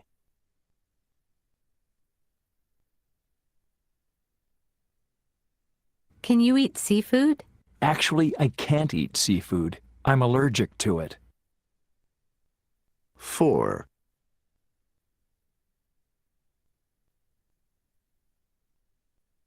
Your cousins are hysterical. I agree. They really do tell a lot of funny jokes. 5.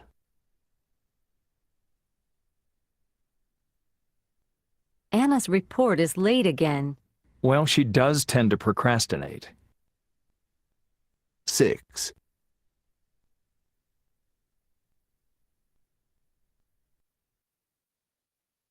Does Gary have a head for figures?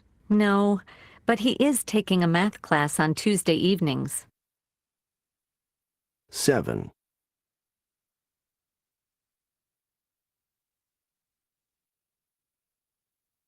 I think it's time to tell everyone you're going to quit. You're right. I should tell them sooner rather than later. 8.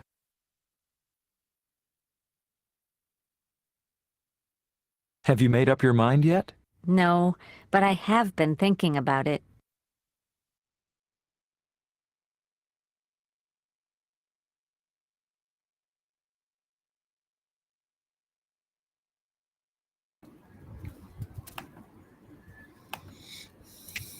All right. Finish this is pronunciation booster, in which we learn how to pronounce, but at the same time we learn about emphatic stress. And keep in mind this: you say I am good. This is a synonym. I am good at math. You can say I have a head. I have a head for math. Good at math. I have a head for math. Peter is good at math. Peter has a head for math. Yeah. So this is a way of expressing ideas. Okay. This was the pronunciation booster chapter of this unit. Okay. All right. Let's talk about the quiz. I'm going to send the quiz to your institutional email. Yeah. I have pasted in the WhatsApp group the listening, the audio of the listening quiz, yeah, of the listening quiz. So it's there. It's very easy. Okay, what are we going to do? What are we going to do? I'm going to send in a little while from now the quiz to your institutional email. All right? Let's say it in 5 minutes. Meanwhile, we are going to do the speaking test. We are going to do the speaking test. There are some students over here that they have. I'm going to do some exceptions. Some presentations were excellent. So I'm going to say, for example, you have an excellent presentation. You are not going to do the quiz, okay? Because it was excellent. So I have 2 people, maybe 3 people to do this. But anyway, if you want to do the quiz, it's up to you. I mean, if you want to have a conversation, so much the better. So I'm going to start with Juana Nicherico and Ana Milena, then Vanessa Alvarez and Karen Navarro, then Joaquín Nieto, then Sanguino and Neyli, Daniela Cañavera, Ronaldo Flores and Danila, Caterine Londoño, María Angélica and Danilo uh, and Daniela. Danilo's over there. We are going to start with them. Okay, it's going to be very easy, very simple. Relax. We are going to talk about. I'm going to ask you, for example, about phobias, about safe and internet, about superstitions, about traveling while traveling. Those things. It's going to be very, very simple. All right. And I'm going to send the quiz to you. It's yeah. So we have plenty of time to do the quiz. Plenty of time to do the quiz. Yeah, it's going to be very easy. So I'm going to start to send it. Yeah. So let me check something, and I'm going to do it. So first, I'm going to look for uh, documents for the list.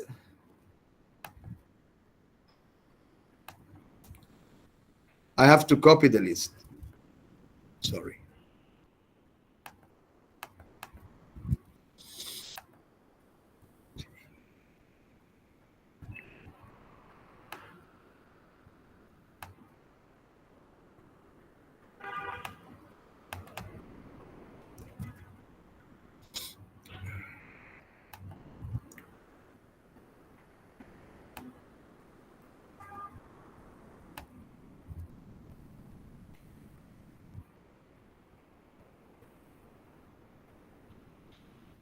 Yeah, here it is.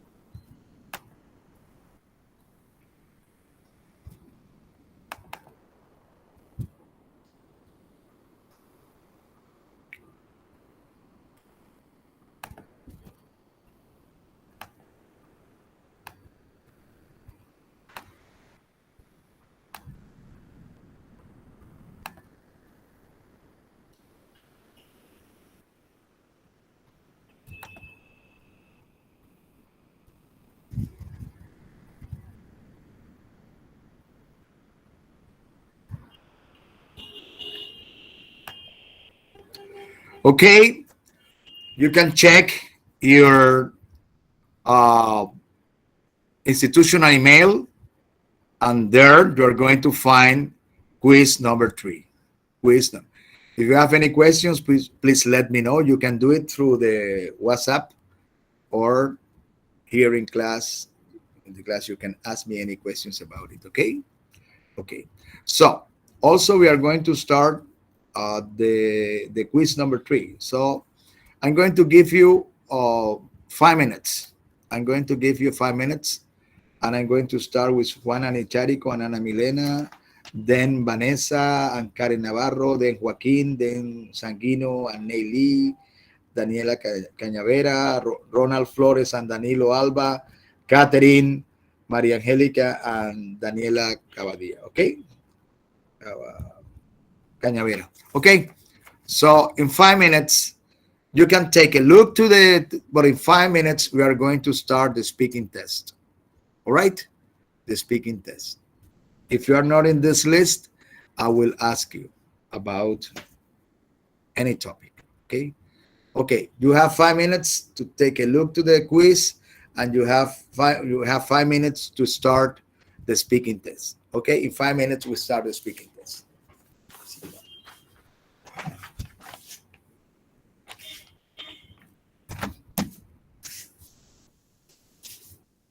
That's one.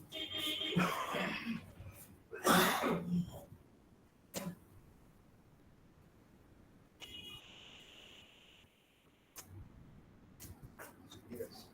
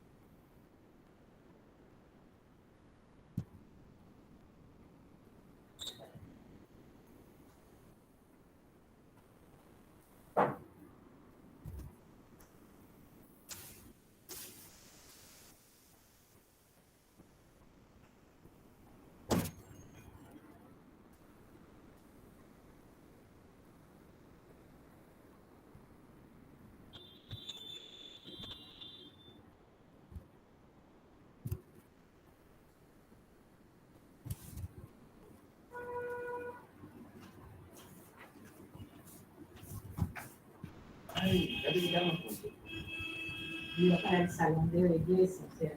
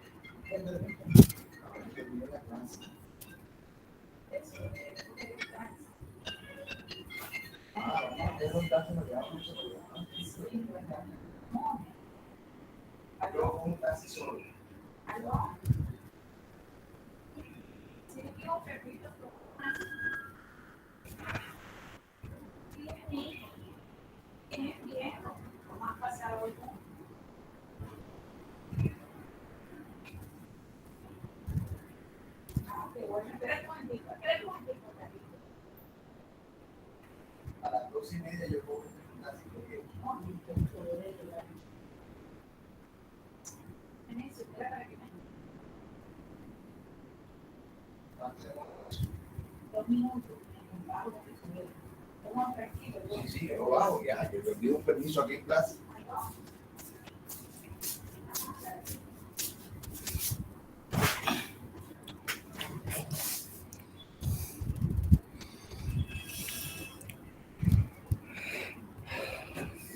Okay, we are going to start the speaking quiz. So it's going to be in pairs. Yes, it's going to be in pairs. So the first one are Juana Necharico's here. Now let's, yes, and Ana Milena. Okay, Juana Necharico and Ana Milena. Okay. This, it depends on. I can ask you, okay, Ana Milena and Juana Necharico, we're going to talk about phobias. Okay.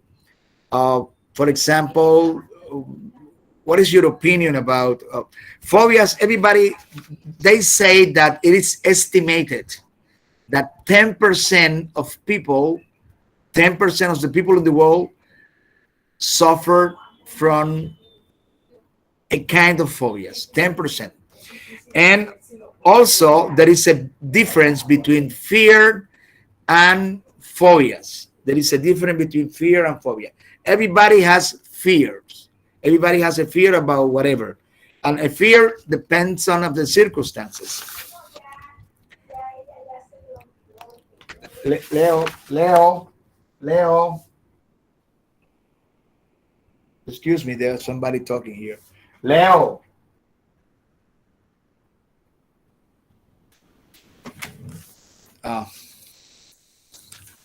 Okay, everybody has fears. Everybody has fears, any kind of fears. Yeah, but phobias is a little bit different. Can we talk? Can we discuss about this? Ana Milena, Juan Carlos, what is the difference between fear? Can you ask the answer and give your opinion, please?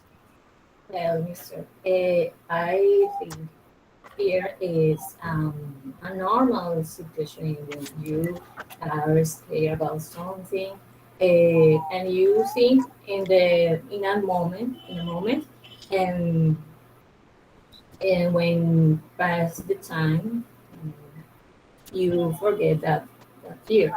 But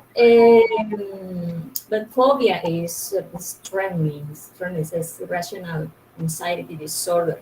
Is an exaggerated fear about something or some people, something like crowded places or open places or animals. Okay, Ana Milena, have you ever faced something that is really danger or something that caused you a great fear in your life? Yes, I am seeing snakes, and I'm so scared about it. And But have you ever faced a snake in front of you? Yes, yes, but But in that moment, it was death. But I can't imagine if if the snake at that moment was alive. I I can imagine that my impression about it. I think Yeah. I maybe cry and maybe is scream. I don't know because Okay. What about you, Juan Camilo?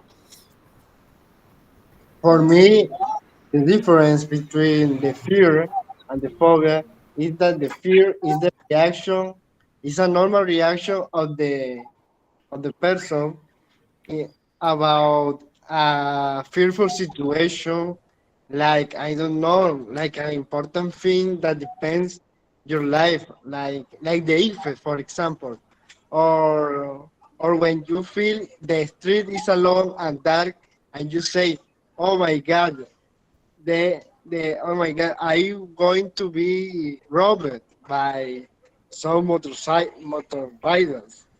And the phobia is like a disease, a psychological disease uh, for an apparently uh, I don't know thing like to be locked in a room. For example, the claustrophobia. My Okay. grandmother is claustrophobic, and Oh, when I go with her to the hospital because she has sometimes uh, always to be in the I don't know in the physician or in the how do you say internista oh, physician. it's a specialization of medicine, Or internal medicine that they study a lot of things. Yeah, a yeah. physician. Yeah, internal Um, physician. and when we are going to the hospital, we have to use the ladders, the escaleras, because Instead of the elevator. instead Yeah, of the elevator, because she desesperates a lot when she's in the elevator because because it's oh locked. my God, because it's locked and it's small. Hi, oh my God, the air, the oxygen, and Yeah, yeah, that's right. That's very right. Okay, one last question for Ana Milena. Ana Milena, many psychologists they do that when you face fear, when you face fears, the body has a response: fight or flight. What does it mean? Fight or flight. What does it mean for you? fight or flight. Fight is when you ex- when you are exposure and that fear and you try to overcome You try to overcome. Uh-huh. that fear. And flight, Uh, and fly is when you when you get out of you run away. run Yeah, away. you get out of there. You run away. Repeat that. What? What is a flight? When you what? You get away. Another way to say that, you run away. Run Yeah, away. you run away. Okay, no more questions. Good. Very good. That's all. That's all. Okay, very good. Now we go to Vanessa Alvarez and Karen Navarro. Catherine Navarro. Catherine Navarro, teacher. My name is Catherine. Oh my God, No, I don't Karen. know. I wrote Catherine. It's Catherine. You confused. know, I was thinking in my students. I was thinking about Karen Sofia, that she's in the hospital still. Yeah, some kind of Okay, teacher, I problems. understand. Okay, Catherine Navarro. Sorry. Catherine Navarro. Okay, we are going to talk about internet. We are going Internet. to you know that nowadays we use internet for a lot of things. We use internet to investigate, to research, to know about a lot of things. Many people say that all that appear in internet is not true. There is a lot of garbage in internet. So we need to know exactly what kind of source to use. But anyway, one of the biggest problem in internet nowadays is that people are hacking, yeah, that they are stealing the money, they are stealing from your bank accounts and a lot of things. So you are going to talk and discuss about how to be safe in internet, how to be safe in internet. You can give me tips, but let's discuss that topic. Well, All right.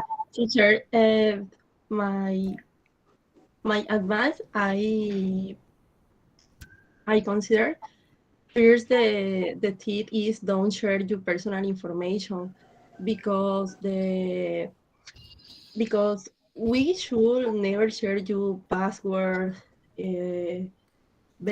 banking information or address only, but the hacker is detail all the this information for the relationship.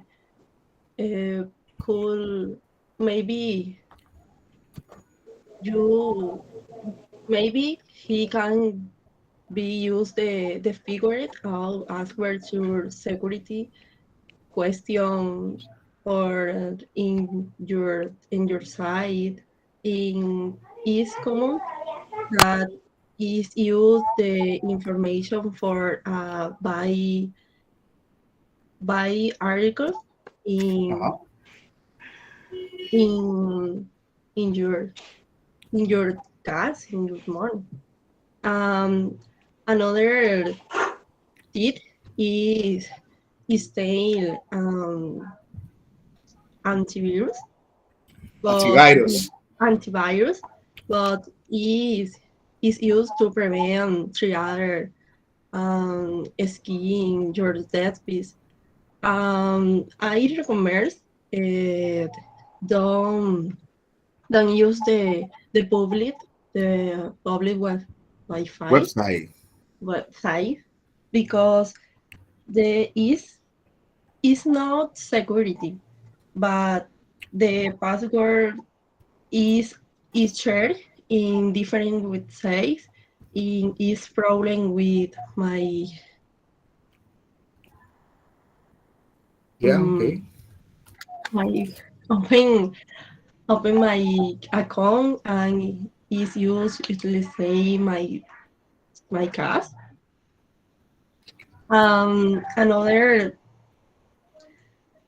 Another tip I recommend use website insert certificate or website is encrypted because the website is encrypted some ways use the only page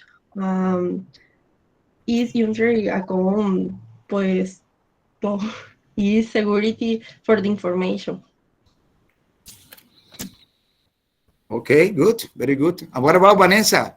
Can you give some tips about safe on internet, Vanessa Juliana?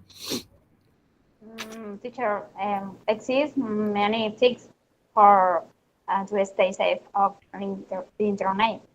For example, keep your computer and mobile device up to date. Watch out for phishing scams. Keep personal information personal. Secure your internet connection and shop safely. Read the site's privacy policies. Use encryption. Choose a strong password. And check that your device does not auto-connect to Wi-Fi signals. Change the wireless network names frequently. Um, it's normal that we share information in um, various websites, but we should uh, have very careful with the information that we share. For example, we can be victims or impostor, identity theft, fraud. So for that, we should very, very, very careful. For example, if thief uh, mm, have or um, uh, access contact list, we put our own friends, relatives, all people know in dangerous because Okay, okay. Well, one question for the. very, very careful. Okay, one question. One question for both of you. Have you ever bought something by internet, like an air ticket or any merchandise? Have you ever bought something by internet? For me, teacher, I Yeah. buy shoes, and Shoes? in my case, I use the cash in I pay by cash in my house. You pay by Um, cash, cash in my house because the but you pay when you receive the merchandise. You pay in advance, or you paid at the same time when you receive the merchandise.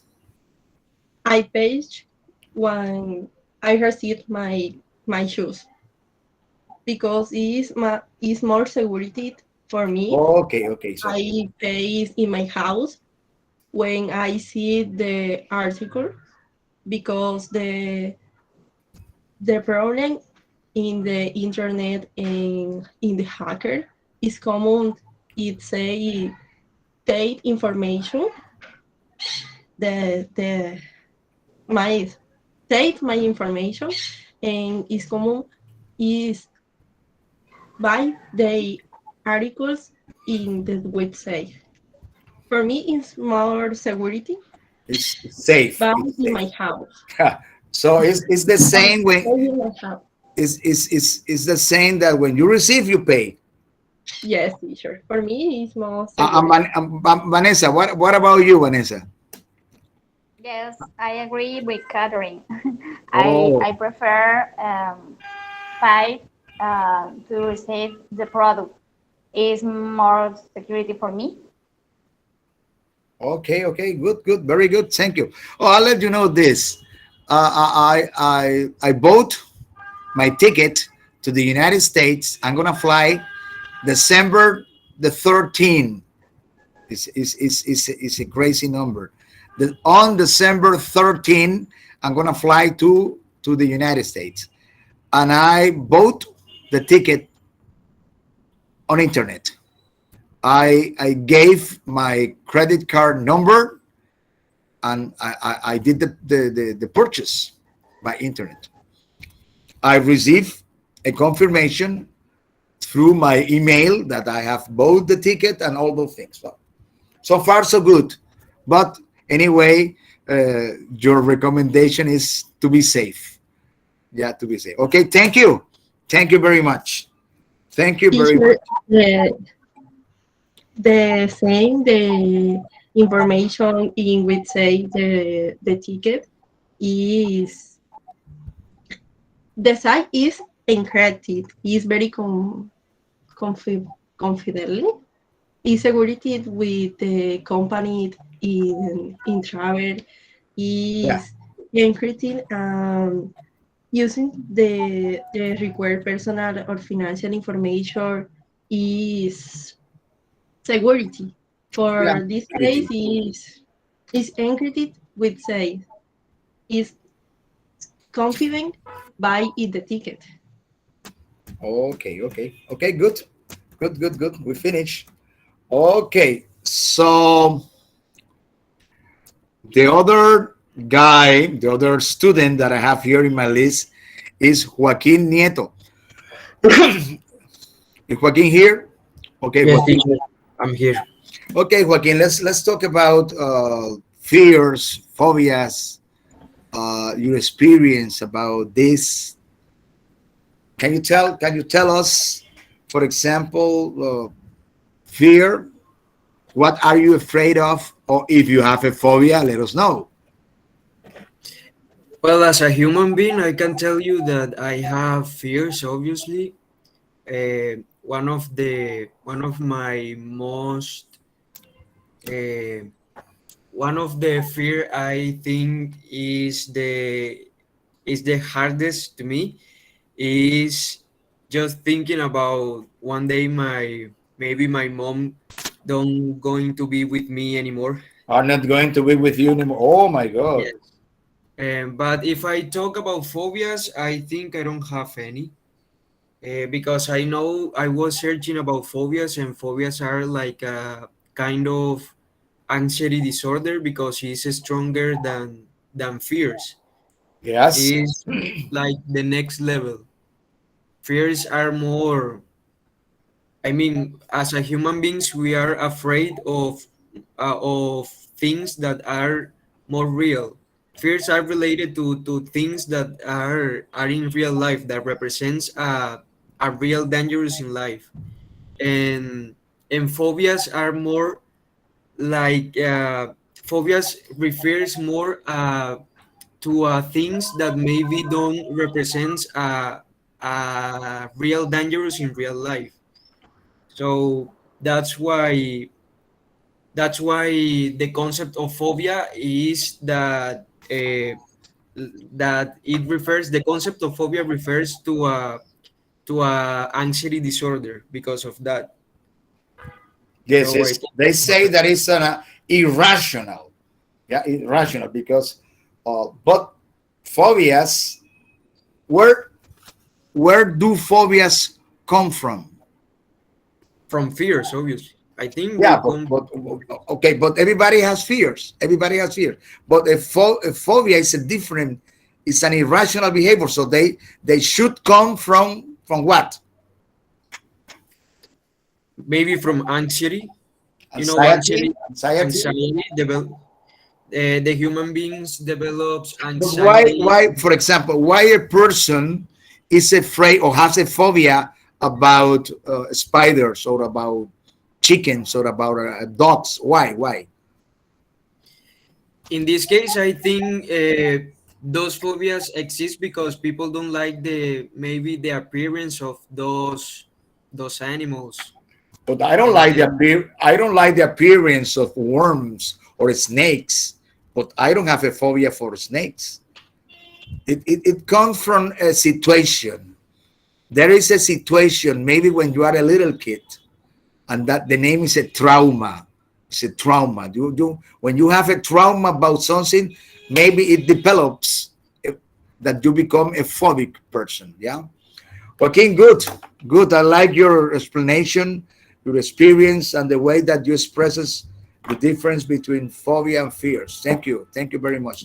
Good, very good. I like it. Okay, I like it. Okay. Meanwhile, you can continue with the exam. Okay, the quiz. Okay, the next person here that we have is Sanguino, Wolfgang Sanguino, and Nayli. But Nayli told me that I don't know what happened. Is Nayli here? Yes, teacher, I'm here. Okay. And Nayli and Mr. Sanguino. Well, I would like that you and Sanguino is here. Wolfgang is here. Okay, you two are going to talk about superstitions. You are going yes, to teacher, I hear. you are going to let me know about superstitions. Maybe if you believe in superstitions, let us know about that. Or you can talk about common superstition that we have here in Barranquilla or in Colombia, or a superstition that you consider interesting in the world. Okay. Okay. Who want to kick off? Who wants to kick off? Who's going to start? I'm Wolfgang or sorry. Nelly? Nelly, okay. Okay. Nelly. Okay. Teacher, it's funny. It's a funny topic because I'm in two sides. I'm the side that I don't believe in superstition, but other side that I believe because in one side, okay, I think, okay, superstition is a thing that we'll learn because my mom say it, because my grandmother say it, and the other the other side is no, no, no, superstition is a real thing. But sometimes in my life, I think in that I don't know, maybe in one week ago, my boyfriend said to me, "Okay, I give you a present. You know if you like this shoe." And I talked with my mom and I say, "Okay, my boyfriend is he wants me want to give me a present. It's a shoes, a pair of shoes." And my mom say, "No, no, no, shoes no, because it's mean a bad look." And I have the question for that. Why, mom? And she said me, no, no, it's que it means that maybe you or him run away from you or from him, and with that shoes. And okay, and I don't know. I don't want to have a risk. And I say to my girlfriend, no, no, no. You know what? Don't buy my shoes. Buy me other things. All right, all right, all right. And what about you, Wolfgang? The superstition is very interesting. The topic is interesting. I believe in some superstition. For example, cross your fingers. Cross your fingers is very common. Um, I think that a lot of people in some moment their life have done it. Mm, uh, uh, the people wishing for luck will often cross one fingers over another. Um, the history cross your finger um, um, um, say to people used to cross index fingers when making a wish. It's a symbol of support from a friend to the person making the wish. Mm, uh, how do you say cristianismo? Excuse me? How How do do you I say say what? cristianismo? How do you Christ say cristianismo? or Christianity or The Christianism? Christianity, the Christianism. Christianity, the Christianism associating with the shape of the Christian Wolfgang, cross. Wolfgang. In English, when you are going to say, for example, capitalismo, you say capitalism. Socialismo, socialism. Yeah. So Christianismo should be Christianism. Okay. Christianism. Or Christianity is Cristianidad. Or Christianism. Okay. Christianism. Okay, thank you. Christianism associating with the shape of the Christian cross was told to the very Ku Klux. Um, Mm-hmm. Actually, the tradition becomes something people could do on their own. Uh-huh. Um, and the other superstition very common is con know of what. Um, this phrase is almost like a verbal talisman. Um, mm, Designed to ward of bad luck after temple tempting Okay. lay. For Talisman in English example, is like a lucky charm. okay, Lucky charm is something that you take as a symbol of good luck. A lucky charm. Okay. okay. Um, um, know of one. For example, breaking that mirror didn't bring me any trouble. How no? Toco madera. Yeah, I told I knock on wood. Knock on wood. Knock on wood. Knocking on wood. Yeah, oh, that's okay. It's good. All right. All right. Okay. Now the following is going to be Daniela, Cantillo, Cañavera, and Maria Angelica. But give me, give me a minute, please. Give me a minute. Leo, ya puedo bajar. Leo, yo quiero que tú me entiendas. Estoy haciendo un examen. Y entonces, no, paren que bueno, yo no sé cuánto me demoro bajando, todas esas cosas. Ok, ok. No, pero el problema es que te veo que te empujas o te pones furiosa. Yo me vine acá porque le di 5 minutos para que me pagaran el examen. Por eso me encontraste allá. Va a dar en un psicote.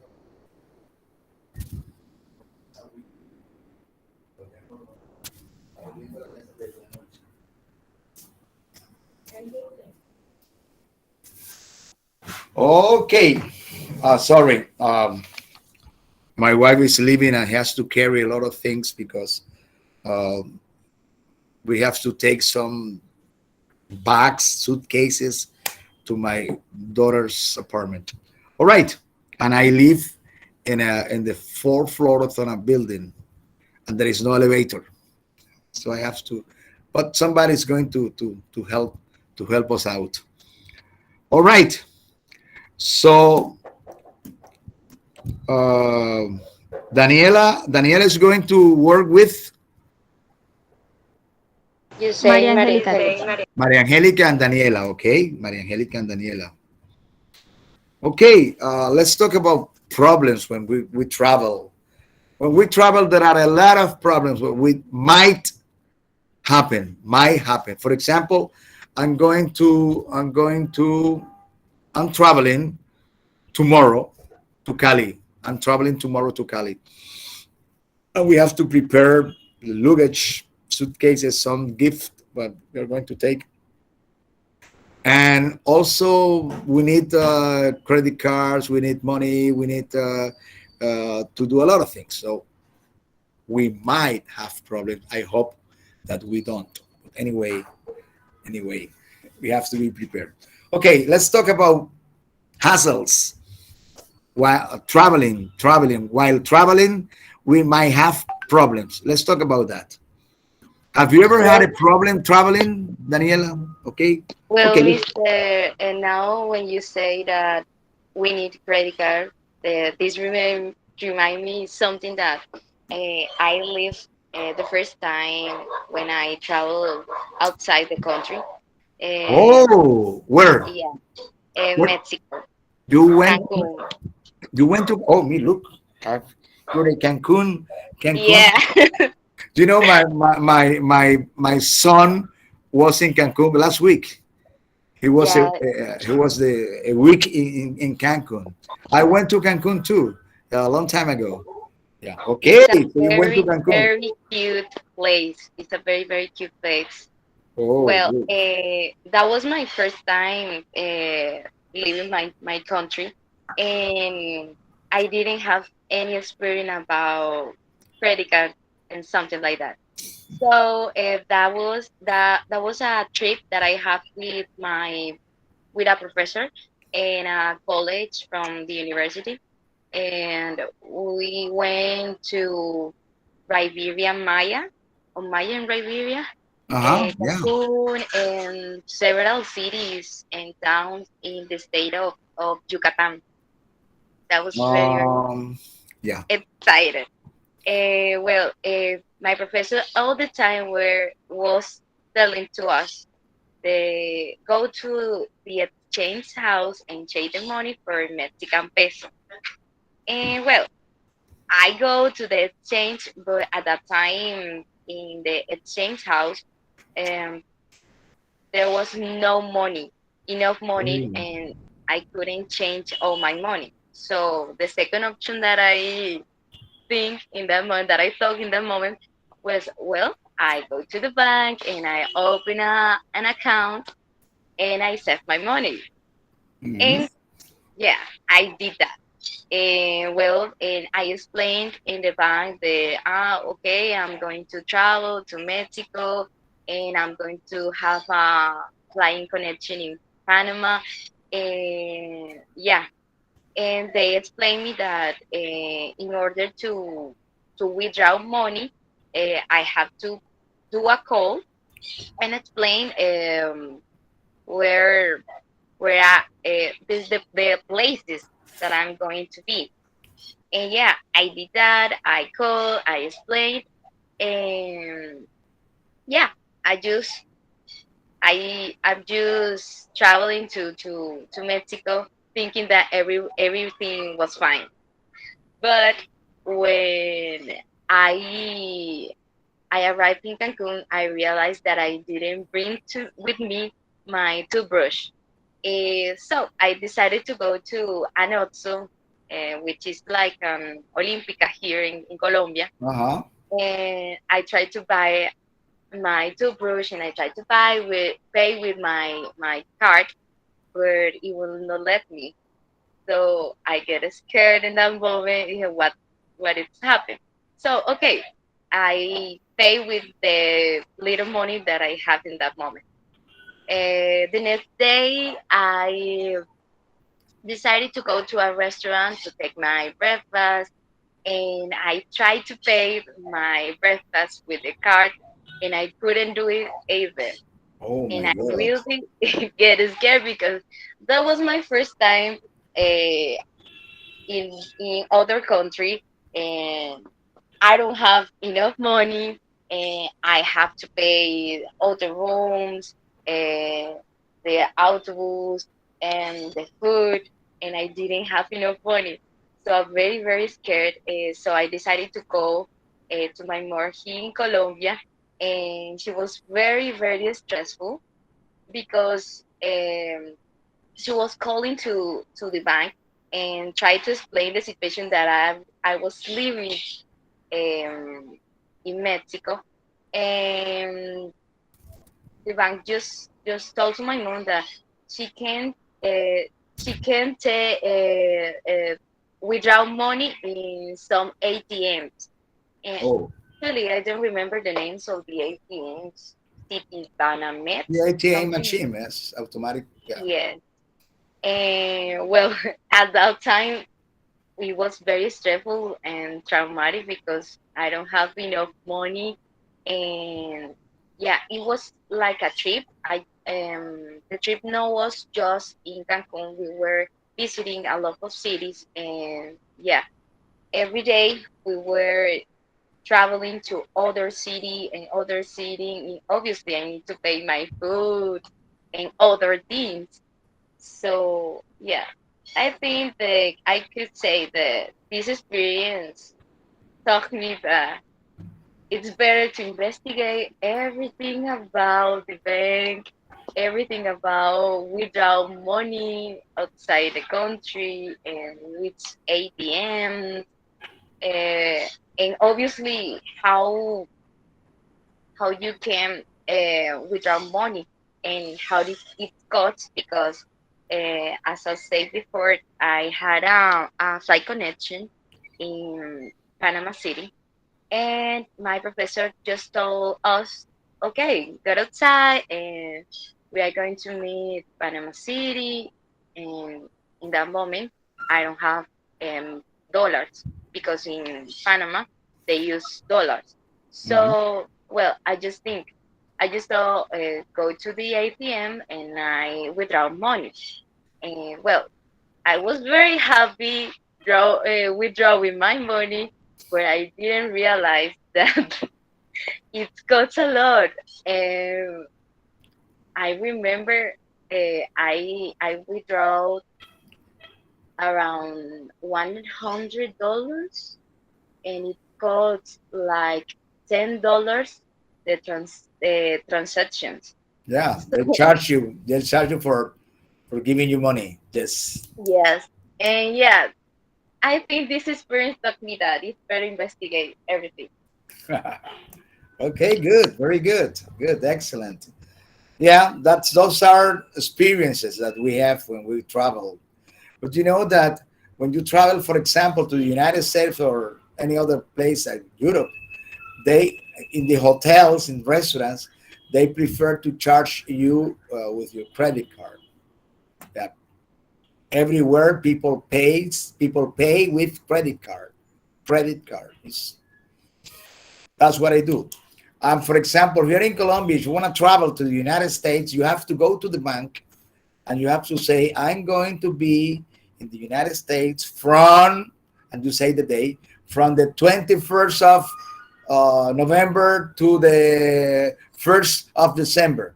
So the Yes, bank knows exactly that you are there and that your credit card is going to be used buying things. Because yes, otherwise, if you have a problem, I mean, if somebody hacked your credit card, you can say, no, I was in the United States from this date to this date, and somebody hacked my credit card, or something like that. It's a safety also tip to do it. Okay, good, Daniela, good. Did you go to Chichen Itza? yeah. That was amazing. That's a peaceful and incredible place that I ever have in my life. Oh, good, good, So good, so good, good. beautiful. Good, good, good. I went to Chichen Itza. I was there. It was wonderful, wonderful city from the Mayas. Okay. All And right. the history is very interesting. Good. Excellent. Excellent place to go. Just amazing place to go. Okay, Maria Angelica Valle. What is Maria Angelica? Maria Angelica del Valle, teacher. I am Okay, Maria here. Angelica del Valle. Sorry, sorry, sorry. It's Okay, okay. tell me some of the problems that you have had while traveling. Okay, teacher. I can tell you about my first time in an air travel. I remember it was with my boyfriend, and we were to Medellin. I think it was last year, and that was the first time for us. We were worried about the weight of our baggage Oh, because we didn't know anything about it. So we trying to bring just the necessary things we needed. However, when we were to make the check-in, it was an unexpected check baggage fee because oh, we had yes. So it was a surprise for us, but it was the only problem we had. And to be honest, that was the only and first time for us in a plane. And okay, I also remember there was a connection in Bogota and the travel had a little delay, but that's it. We didn't have any other problem or trouble. But if you ask me, teacher, I consider that was not funny at all. Honestly, I prefer traveling in a car or bus or any other means of transportation. Sorry, because I didn't like my first experience because of the plane sound, and I had a terrible headache. So I was also very nervous. So I didn't like. yeah. Sometimes it's better to go by car. For example, here in Colombia, you can travel by car. I like driving. I like driving, especially in the United States. Roads are excellent, and you have many areas to rest. You can go to the restrooms. You can go to restaurants. It's very nice. It's very nice. I I drove from Salt Lake City to Washington D.C. and it was like a 5 days of driving. Yeah, I drove It was a lot all of the way to time, the west, teacher. all the way to the west. No, excuse me, all the way to the east from Salt Lake City to Washington D.C. It was like 3,500 miles. It was a long trip, 5 days trip. But I love it. I love it. I mean, I like driving. Yes. Teacher, do you know that I work in a bus transportation company? In the call center, I work for Greyhound. I don't know if you have heard about that company. Oh yes, I Oh have yes, I traveled by have traveled by Greyhound. Greyhound. Yes, I I work traveled for from Greyhound. Miami to Orlando, and from Orlando to Nashville by Greyhound. By Yes, Greyhound. Yes. yes, Yeah. yes, Long I time work ago. for them. Long time ago. Yeah. But my first uh, travel to the United States, I I flew. I took a plane to Miami, and from Miami to Nashville by bus, Greyhound. By bus, Greyhound. Yes, and you know that I realized that it's better to rent a car. It's better to rent a car. Yeah, because you can rent a car in Miami, and you can finish your in Nashville. You can go to the office, the renting car office, and you can handle the car. Yeah, you can say, "Oh, here is the car I rented in Miami. Now I am giving back in Nashville, for example." Yeah, good. Okay, Maria Angelica and Daniela. Good, excellent. I like your experiences. Yeah, your experience traveling and having whenever you go, you are going to have maybe a problem or whatever. But it's nice to solve the problem. If you are able to solve the problem, that's good. That's experience. Okay. All right. Very good. Very good. Excellent. I Excellent. like it. Thank you, teacher. I like it. Well, I have here now. Uh, okay. Let's continue with problems while traveling. While traveling, yeah. It's nice to hear all the experiences that you have. For example, what about Ronaldo and Danilo? The same topic. Let's talk about problems that you might have or you did have when traveling. Ronaldo and Danilo, are you here? Yes, teacher. I hear. And Donald is Danilo here? Yes. Okay, Danilo. Okay, let's discuss about problems when you the experiences that you have had when traveling, or if there is a problem or whatever, or tell us experiences that you have had while traveling, maybe in Colombia, maybe in other country or whatever, or here in Colombia. It doesn't matter. Okay, teacher. I believe that no matter how much you avoid having problems on a trip, attacks, or something similar, there will always be. It's good to organize, plan what you are going to do, but many times there are complicated attacks. It's difficult to avoid it. And for example, with the pandemic, and they are very strict with how do you say vacunas in English, teacher? Vaccination, Yeah, vaccination shot, but they give you a vaccination card in which it certifies that you have been vaccinated. yeah. If you don't have a vaccinated card, uh, you don't have the one that allows you to enter any country you go. Yeah, you are not allowed But, to. You are not allowed to enter the country if you don't have a vaccination uh, certificate. for example, for me, in my case, my parents and my brother, and we are going to Santander, Bucaramanga. Uh-huh. Uh, it seemed we had everything ready to travel, and by bus, of course, and we had to leave at same time, so as not they miss the bus. But there had been a small setback because there were still to carry in a suitcase.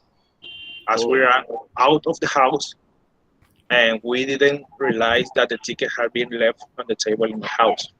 oh, When we go to the bus, we realized that they had stayed. It was so frustrating not having prepared everything, everything in advance, and we missed the bus and had to wait to the next trip. And we already have a lesson, and saying like this cannot be repeated one more time. mhm. But it's difficult. It's difficult. Um, um, it's Okay, but difficult. anyway, the good thing about problems is that when you solve the problem, you feel so relaxed, and they say, "Oh, we could make it. Yeah, we could make it. We could solve the problem." That's important, and it's important because you are not in your city. Then when you are outside your city, when you are outside, when you are off the country, oh my God, things are more difficult to solve. Okay, good. What about Ronaldo?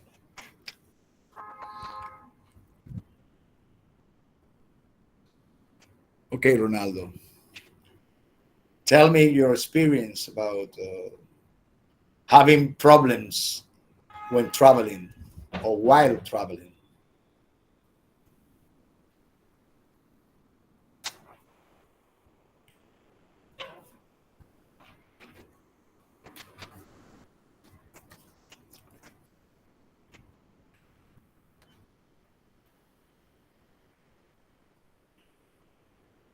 Is Ronaldo ready?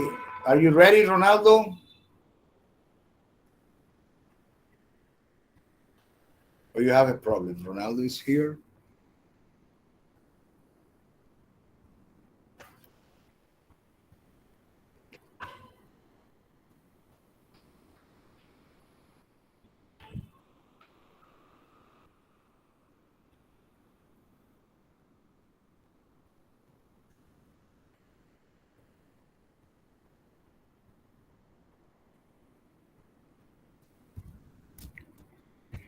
Ronaldo, are you there? Do you have problems with your connection?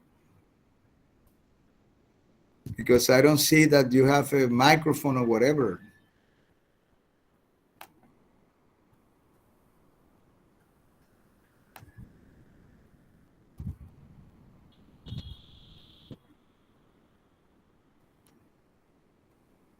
Teacher, you hear me? Oh, now I can hear you. Yes. Okay. Yeah, we were talking about problems when traveling. Yeah. Yes, yes.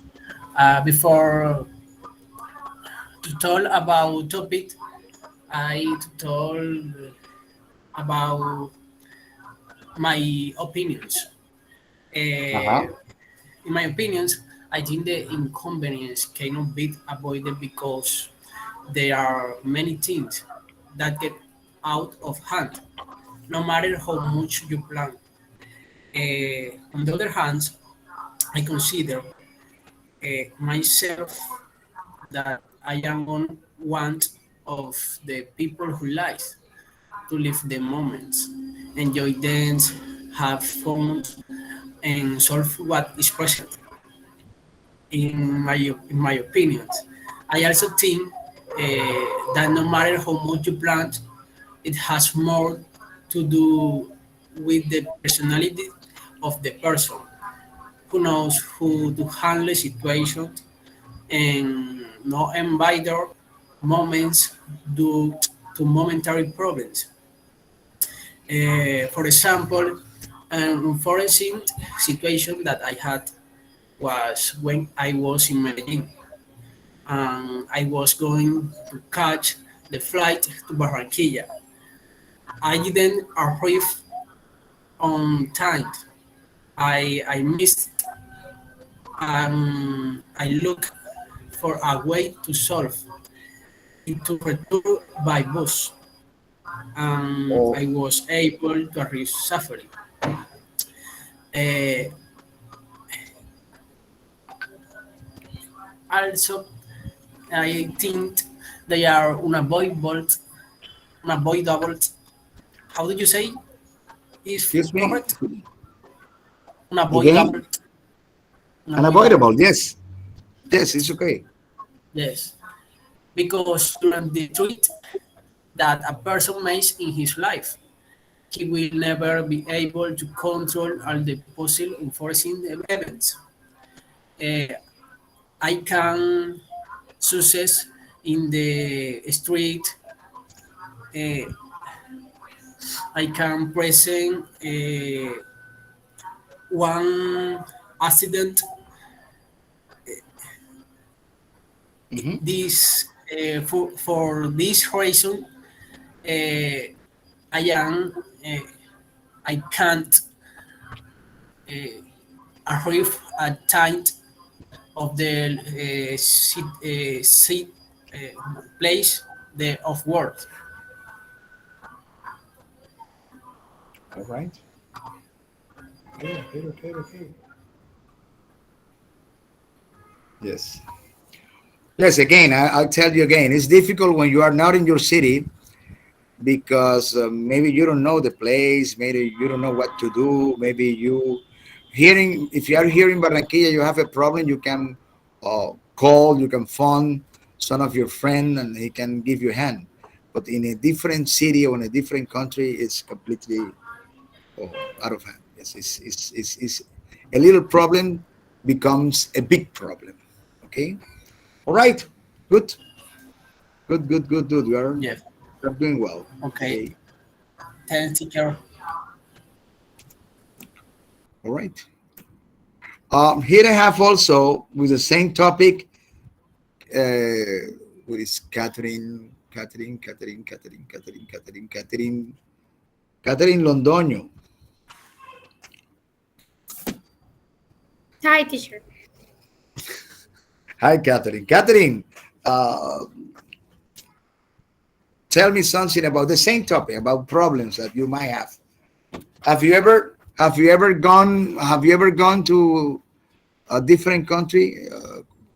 Have you ever been in the States or in Venezuela or in a different country from Colombia? No, teacher. What you say like, oh no, teacher. Well, have you ever been in a different city from Barranquilla? Cartagena, Medellín, Bogotá. Yes, yes. I travel Cartagena, Santa Marta, Cali, Armenia, Cali. Medellin. Oh, do you have relatives in Cali or friends? I have a family in Cali.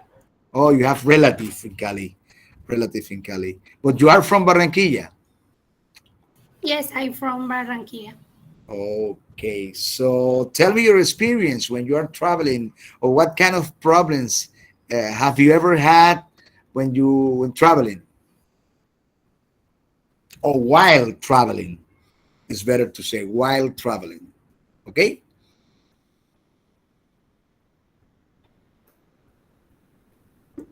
When I was going to travel to Medellin, I left my house on time.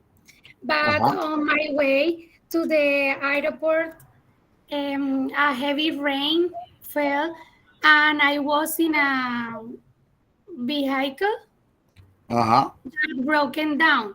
When I Oh, got to the airport, it was late.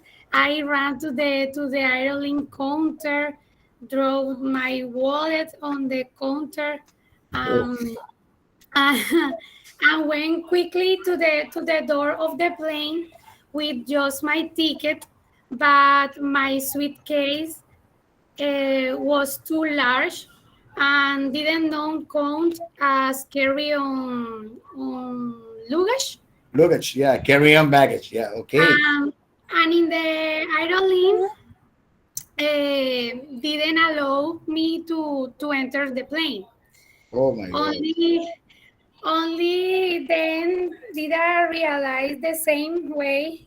There is was, thank goodness, the way I see it. I had to choice, but to go home. But it was a world try. My boss has another plane with me. Oh. And it's a real story, but is the everything not to do in the in but but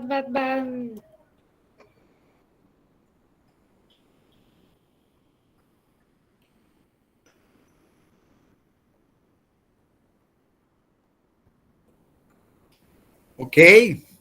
Okay. Yeah. When you are going to travel, you have to keep in mind that many things might happen. So it's better to be on time. Yeah. It's better to be on time. For example, tomorrow I'm going to fly to Cali and I'm leaving at 7:40. 7:40. So I need to be at the airport at 6. I'm going to be at 6. So I have to leave my apartment at 5. Okay, 20 past 5. 20 past 5 in order to be on time to the airport.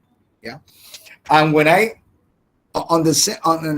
in December that I'm going to fly to the United States, I need to be very early, like 3 hours before leaving. Yeah, 3 hours before leaving on the jet plane at the airport.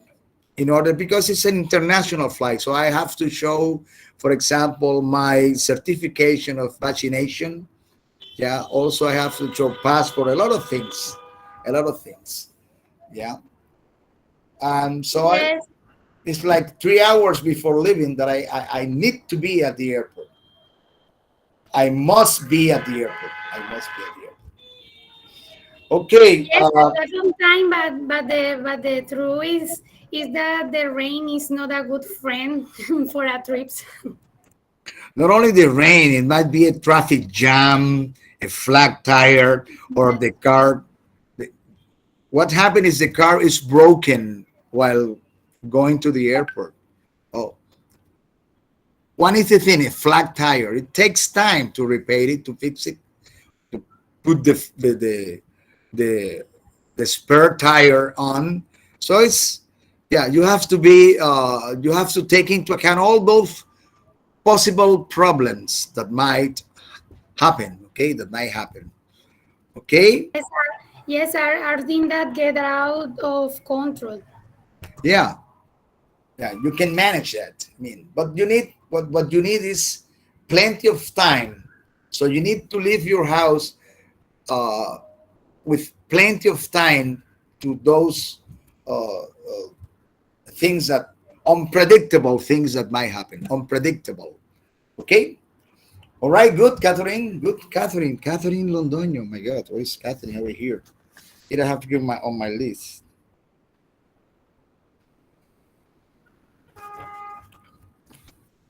I would like to ask you something about who knows the condition. How is Karen Sofia doing? Because she's sick. She's in a hospital. And Catherine here. Catherine Navarro here. Okay. All right. Catherine Londoño. I'm Catherine Londoño. Yeah, I know that you are Catherine Londoño, because it's not Catherine Navarro is another person here. Catherine. Okay, I don't know, Jorge Ivan. Do you know something about Karen Sofia conditions? Jorge.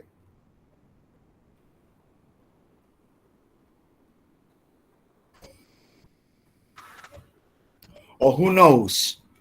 Who knows about Karen Sofia? Karen Sofia's conditions. Karen Sofia González Cabrera. She's in the hospital. And I don't know who knows about her condition. Nobody? Okay. All right. So Karin is not here.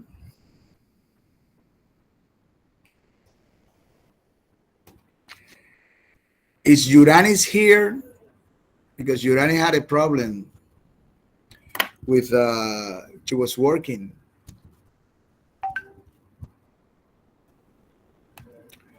Let's check out. Aldair.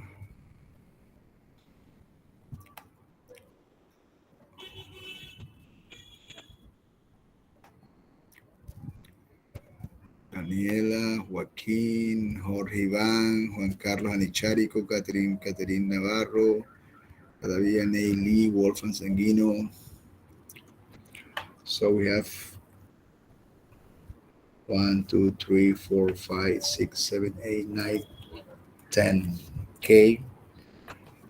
Um,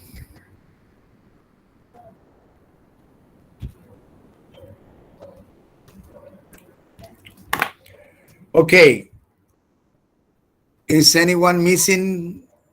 Because I have some evaluations from the last class. The presentations. I'm gonna take it as this quiz. All right.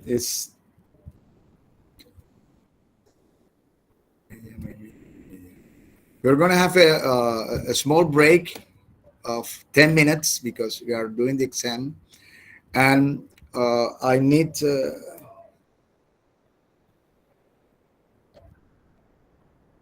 Okay, I'm gonna say this. Adriana del Pilar, in your speaking test, I'm going to take into consideration the presentation that you did as a superstitions. That was excellent. In the same way, I'm going to do with Aldair Beleño also. Aldair Beleño. And I'm going to check. I'm going to check the presentations, and I'm going to So you can continue with the quiz. That is going to be easy. So also there is a break of 10 minutes that I'm going to do. If you have any questions about the test, about the quiz, and you want to ask me, you can do it through the WhatsApp group or here in the class. Yeah. And if there is a personal questions, I can answer by the WhatsApp group. Okay. Or WhatsApp, the personal WhatsApp. Okay. So we have a break of 15 minutes now, and then we'll continue. Okay. We'll continue.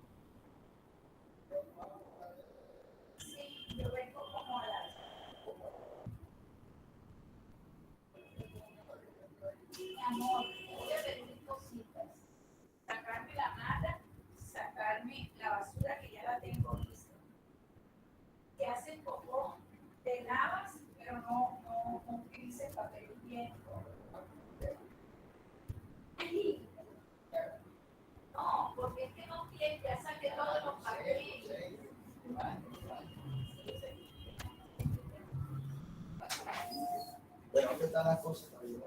Están en la. Ah, bueno, voy a ir. Pues no ha llegado. Ya estaba en la esquina, que ya estaba llegando.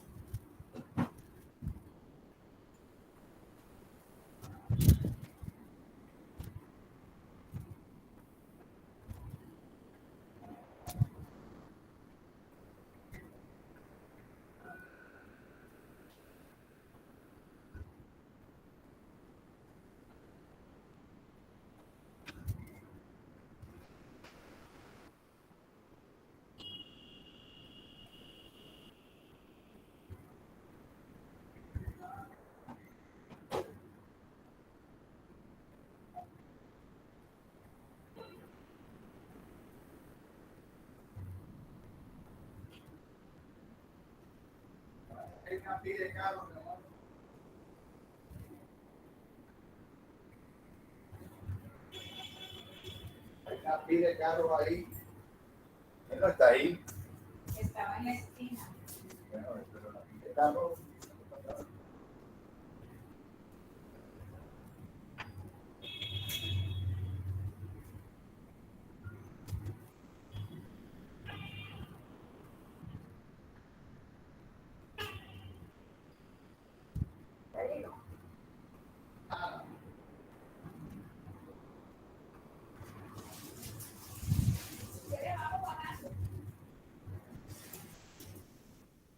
Y vas al control.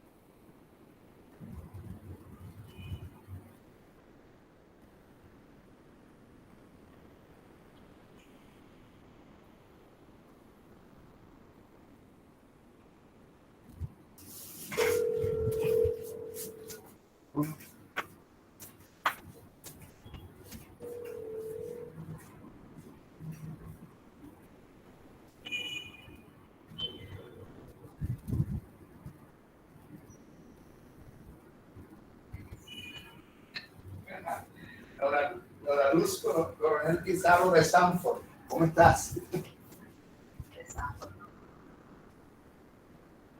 La misma vaina. Oye, mira que no sé, ¿cuánto?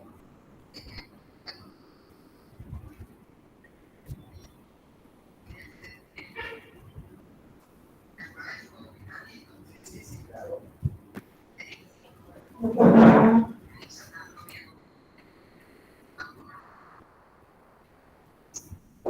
Te llega hasta el alma. Te toca en el alma.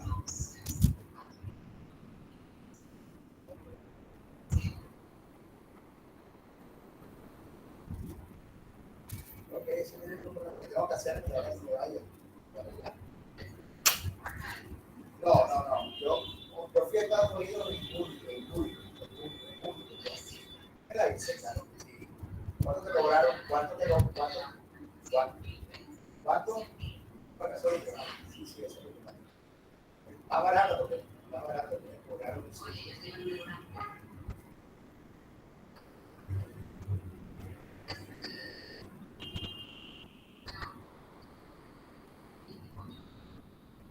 Hágale tú, porque estoy un más. No, sí, mira, tengo el viaje a Estados Unidos, tengo el viaje a Cali, el cumpleaños de la.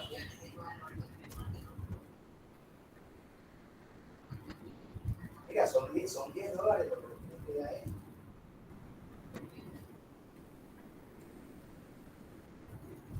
Oh.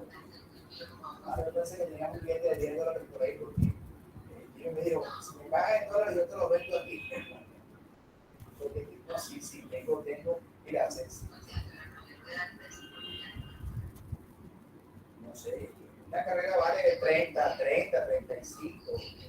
Es que yo no sé porque yo no soy un viajero constante, pero más o menos yo calculo que una carrera de allá para acá, del aeropuerto para acá, cuando yo vine de Estados Unidos me cobraron $30,000. Es decir, eso es lo que cobran de allá para acá, pero ahora, como es en la madrugada, él tiene que ir por día a tal hora, un poquito más. Es decir, máximo 40 mil pesos. Máximo 40. No, dale 40, directo. Claro, porque saben que llega confianza. Entonces sí, de allá, si tú estás en el aeropuerto y te traes, vale 30 o 35. 30 o 35. Es decir, él va por ti a esa hora de la madrugada, o esa hora de la 40 está bien, 40. Tú le dices así, te voy a dar, porque son $40,000 seguro que me quedó. No me quedó más plata colombiana. Ya, fuera.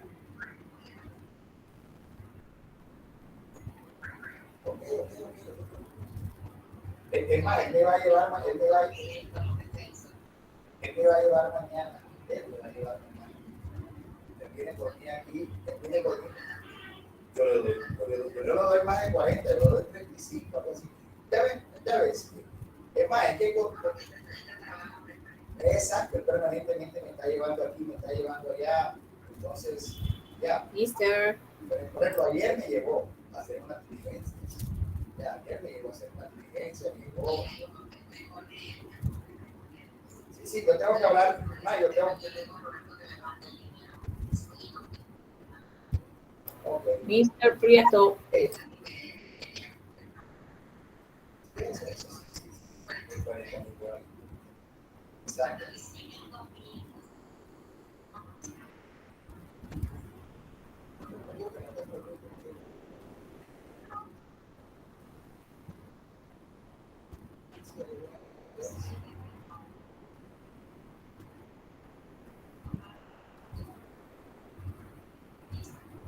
Sí, sí, sí, porque es que el pobrecito, ¿sabes? El carro de se ha vuelto una celda de la pasada, la gente no puede dar más. Bien. Ah, sí, tienen una de ellas que es una calle bonita, una playa. Y la otra es, está casada con, no, bueno, una con un mexicano o americano.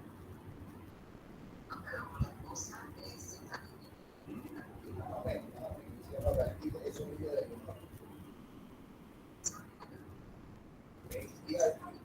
hija de un hermano que tuvo. Ah, te mandó fotos. Ah, sí, sí, sí. Él ha sido muy trabajador. Él ha sido muy trabajador. Pero bueno, vamos a ver. Ayer, y ahora el carro se le dañó la coche de no, así que está ayudando. Eso es que yo puedo. Haciendo la vida. A veces lo invito, por ejemplo, yo no tengo nada que hacer hoy por la tarde. Yo a veces para la casa, porque parte el trago, parte de cerveza, y eso es lo que yo hago, ¿sabes? Eso es salir a tomar la torre, salir a cerveza. Eso era.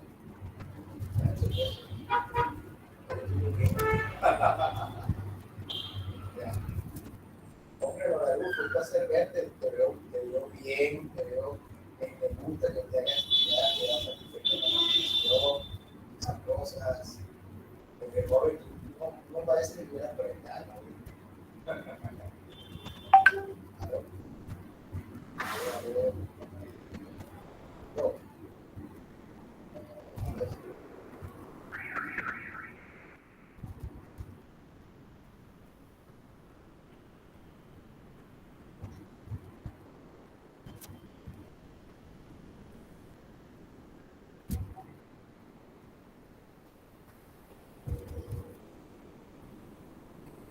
Sí, se cortó la bueno, ya tu clase.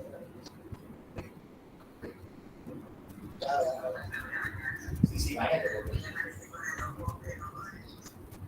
No, pero eso pasa, lo que pasa es que ahorita lo tienes, lo que pasa es que tú tienes que hacer échate una gota que te mandó.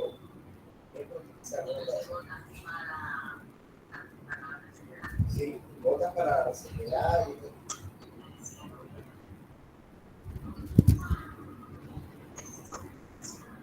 la creación.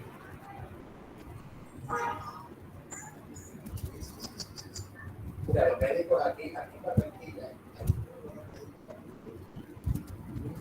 La otra clínica de señor Buscar es excelente.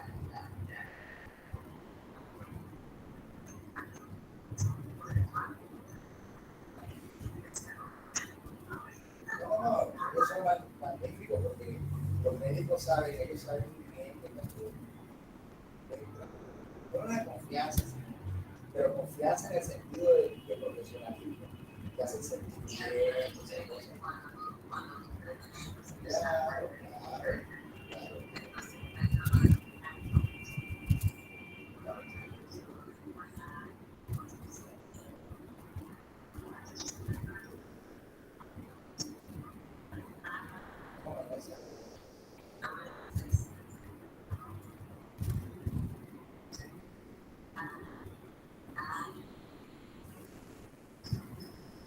Oye, mira, una cosita, ¿cómo sigue con el tema de la atención?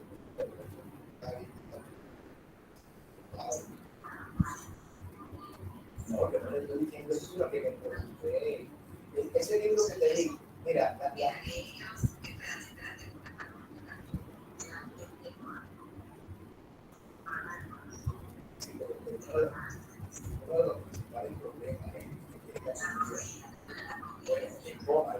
la olvida, no metan tantas carnes, que las carnes tienen ácido úrico, ya no metan esas cosas.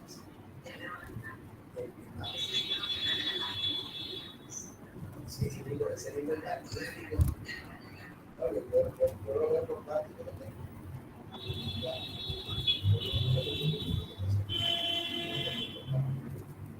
No, pero mira, la comida es lo primero, porque hay que hacer pollo. Ah, con la comida que poner la vaina, hacer la cerveza, todas esas cosas, hacer un poquito de ejercicio. Pero no, porque lo único que no me lo como todos los días y toda la semana, que tomo una vez al mes, un traguito, parte de traguito.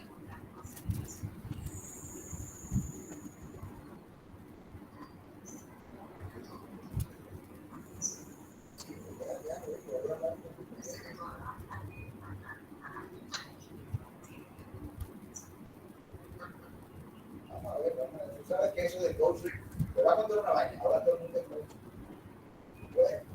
Yo he averiguado y todo el mundo es coaching. Y hay un grupo de viejas de fusión, que son unas vainas que venden nada. Y todas se han metido a coaching, todas quitan dar cursos de coaching, y cobran $50 por el curso de coaching. Llevan 90 y cuando salen las 90 son coaching. Eso está bastante competitivo aquí hoy.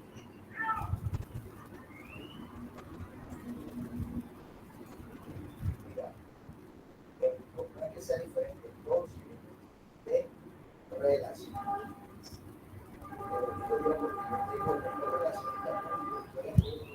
El esposo de David se llama Carlos Martín, no ahora, ese año, tenemos una relacionista pública, ese año, popularísimo. No, porque te digo, todo el mundo es coaching, todo el mundo aquí para el equipo. No, si la puedo ayudar, la ayudo, claro. Yo le voy a hablar a Jairo Rodero.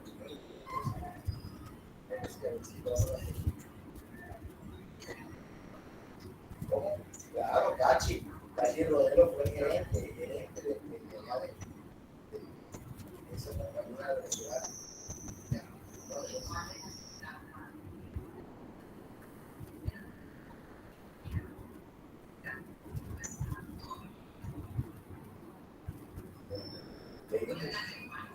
Álvaro.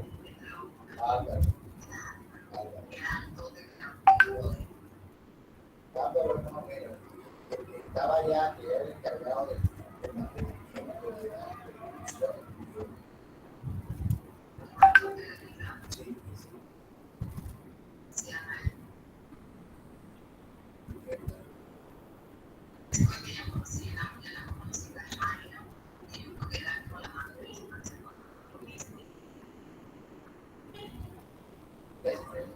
Ese era el principio.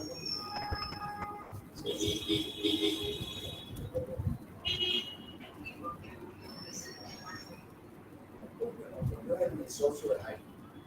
Toño es el socio de Jaime. Álvaro Antonio, sí.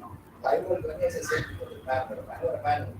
Jairo es el dueño, se llama Álvaro Antonio, que dice Toño. Él tenía el séptimo. Pero eso no está tampoco al doble, ¿no? Es más, es mejor persona que Jairo, dice el doctorado. Álvaro Antonio.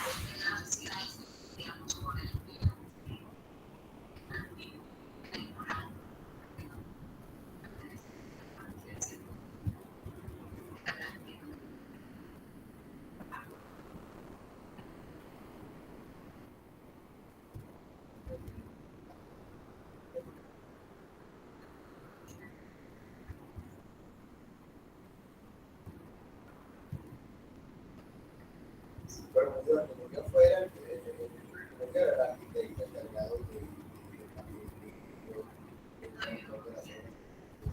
él tenía una hija que era de ahora ingeniero industrial que trabajaba en Cachi, que era esto. Cachi.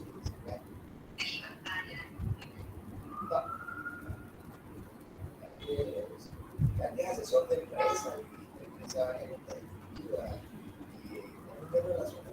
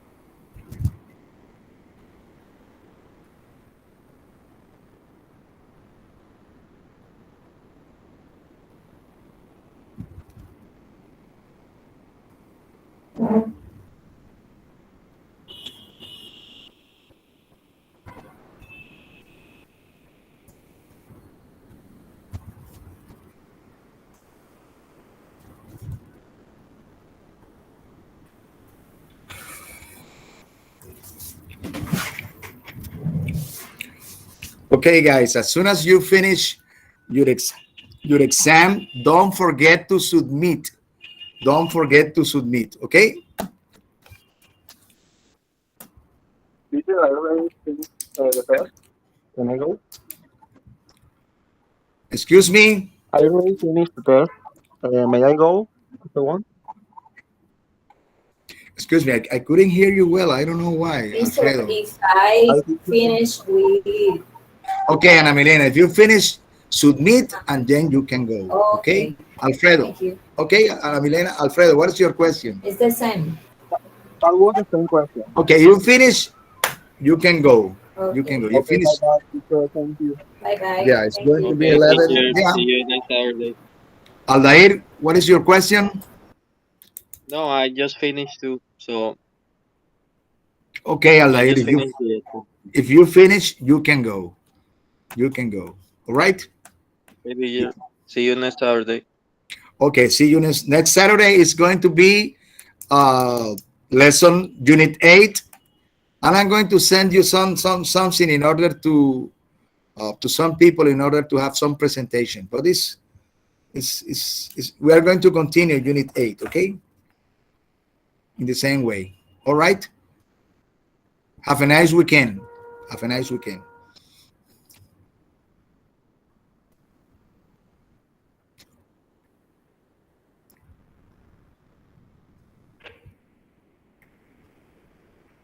Just to remember, some students, I have taken into consideration your presentation for this quiz. Okay, for example, Adriana and Aldair, I have taken into consideration. Also another person, I have taken your presentation as the quiz part. All right, the quiz part.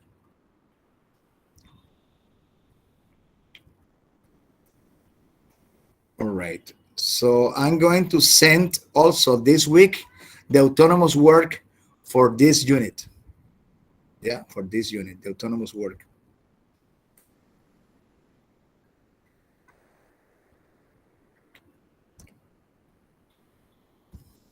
Well, I have sent it, so you need to submit the autonomous work.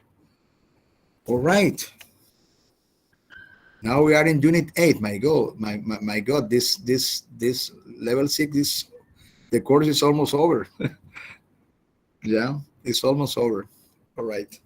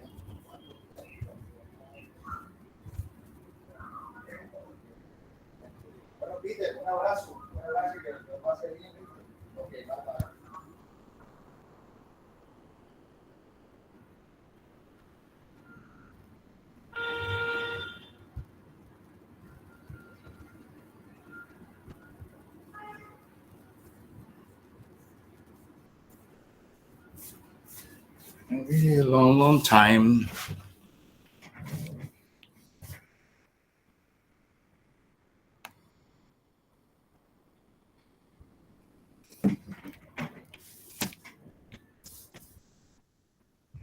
Teacher, Yes. sorry, teacher. I was doing my quiz and I can listen if you call me to the oral quiz. Uh-huh. Look, wait a minute. Cabadilla. Wait a minute. So, you know that I send you topics to talk about. What do you want to discuss? I don't know. um, Maybe maybe phobias. okay, let's talk about phobias, Luisa Maria. Let's talk about phobia. What is your Okay. do you know the difference between fear and phobias? Yes, maybe fear is when you or when I feel I don't know how to explain that. Wait a minute.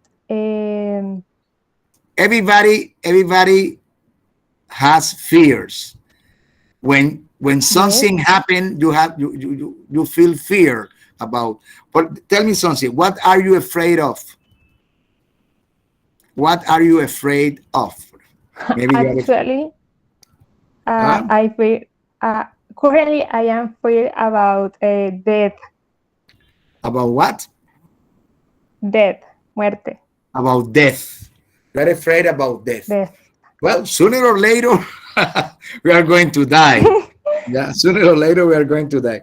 But okay, you are afraid about. Everybody is afraid about death. Yeah, yeah. Yes, We want to survive. Yeah, but everybody is afraid about death. That's something natural. Okay, so it's natural and normal. fears are natural things. Yeah. And what about phobias? Um, My phobia? No, but what about phobias in general? Or do you have a phobia? Do you have a phobia, Luisa Maria? Yes, it's a little crazy, but I feel phobia about for worms, gusanos. I don't About like what? that. Worms. Oh, about worms. Yes. Yes. You know, when I see a worm, I feel also afraid. But it's not a phobia. It's not a phobia. Oh, for me. But For just in me, yes, it's disgusting, and for my mom and my sister too. When we saw a worm, is really disgusting. It's horrible for us. oh my God. Yeah, but I mean, phobia is an irrational behavior. Yeah, it's an irrational. For Yes, example, teacher. Yes, when we got a worm, we cry, or I don't know, sweet, and we run away. It's crazy. oh my God, yes. And have you tried to overcome? Have you tried to overcome that phobia? Or you don't Yes, pay? What have you done? What have you done in order to overcome that phobia? I try to think that is a normal animal, and really, uh, this animal can do to me, or can do it me anything, but Yeah, it's disgusting, and I don't like see it. yeah, but phobia behaviors are sometimes are crazy. For example, when a lady, for example, if a lady is afraid of or as a phobic against a spider or snakes or a mouse, that person will do incredible things in order to avoid that animal. So Yes, but there are some. For example, if you are afraid of worms, but that's not so difficult. Some people are afraid of people. Some people are afraid of social meetings, and they try to avoid social meetings. They will have any excuse in order to avoid social meetings. So those are that's phobias that crazy. needs. Yeah, they are crazy and they need treatment. They need some with a psychology or psychiatric person, because those phobias um, are a problem for the social life of a person. Yeah, the social life of a person. Yeah. Okay, Yes. so your phobia is against worms. I don't know how to say that in English, because, for example, arachnophobia is for spiders. Claustrophobia is for closed spaces. Yeah, Okay, agoraphobia and is open sometimes I space. I feel claustrophobia too. I don't like Yeah, be alone in a how do you say espacio vacío, o an empty space, an empty space, espacio cerrado, closed closed space, space, in a closed space. For example, an elevator. closed space, like that. In an elevator, Ah, yes. I hate elevator alone. I don't like, Oh, but yeah. it's not phobia completely, because I sometimes do that. It's more like a fear.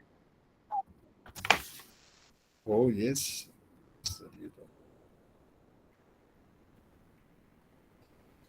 All right.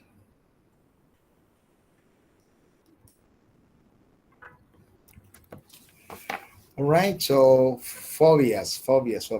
Well, there are a lot of phobias that we need to know. I mean, it's not that you are going to memorize. Yeah, but anyway, there are plenty of phobias, and they have names for that. So it's a good vocabulary activity to learn about phobias. Here in our books, I have sent to you, yeah, on um,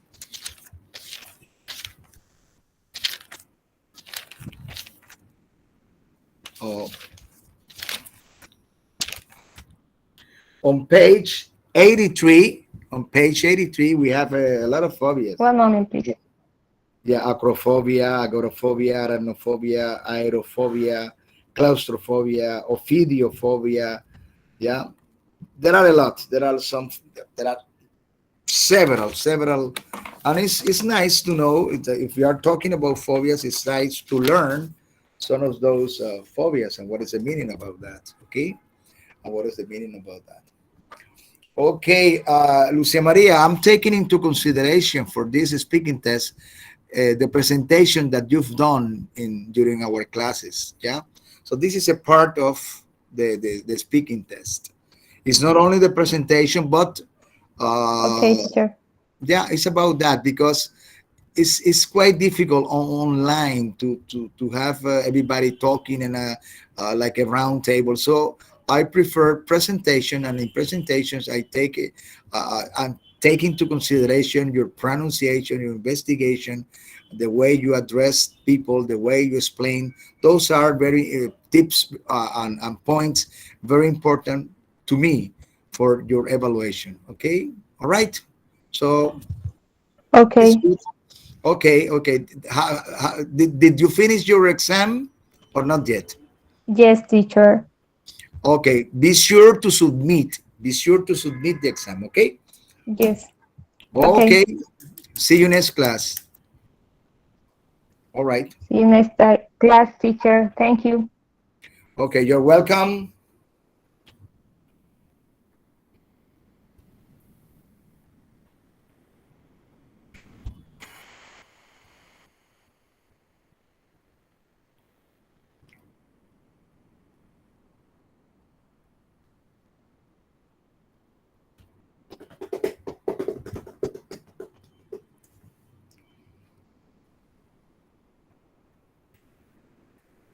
Five people.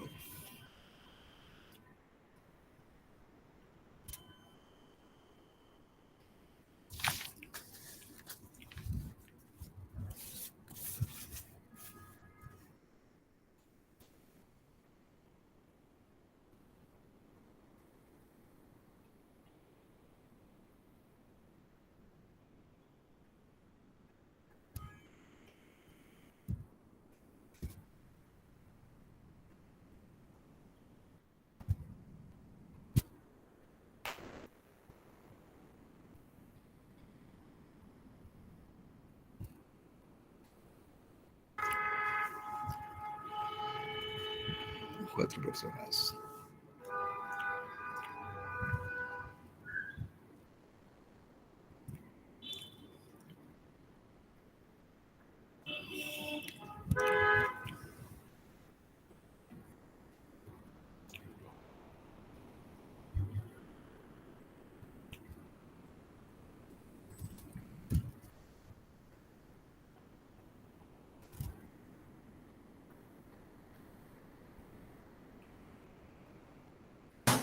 Mister, if we finish, can we leave? Yes, of course. Be sure to submit your exam. As soon as you finish, you can go. Yeah. I mean, Yeah. I try to give you 2 hours, but eventually these exams are not that difficult, and maybe in an hour and a half you can finish. So, but because at the same time we are doing the speaking test, maybe it takes more. So, for example, right now it's 20 past 11, and most of the people have finished. So it means that at half past 11, I'm going to finish the class. Okay. All right.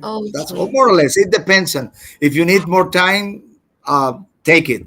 Don't worry about that. Okay. Okay, I just finished. Thank you. Bye. Okay, Adriana, submit, please.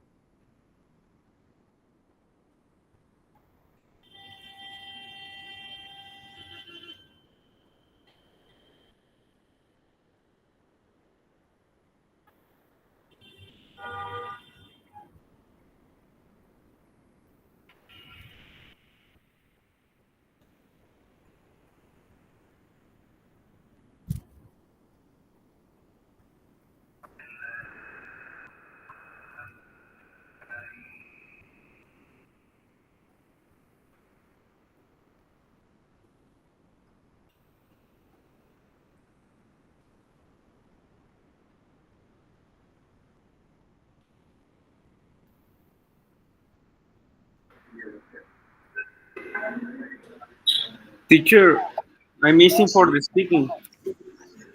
Okay, Jorge. Uh, I tried to call you, but you didn't answer. I'm Okay, sorry so because okay. Maybe you were not in. Whatever. Okay. Let me put over here. Uh, Jorge.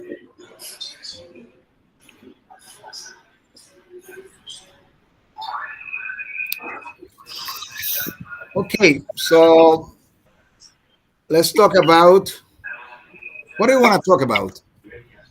mm, I think phobias. It's good. A good topic. Okay. So tell me, what is the difference between a phobia and a fear? Well, I think the difference between a phobia and a fear is that a phobia is a very high fear about something. And for example, some people have arachnophobia that when he see a spider, he has a very high fear. He cry, he run. Okay, so do you consider that a phobia is a rational or an irrational fear? I think a phobia is a irrational fear And- because the people can control. okay, they can control. But I mean, eventually, when you have an accident, maybe your behavior is irrational. Yeah, because you are nervous, because you see somebody dying or there is a lot of blood.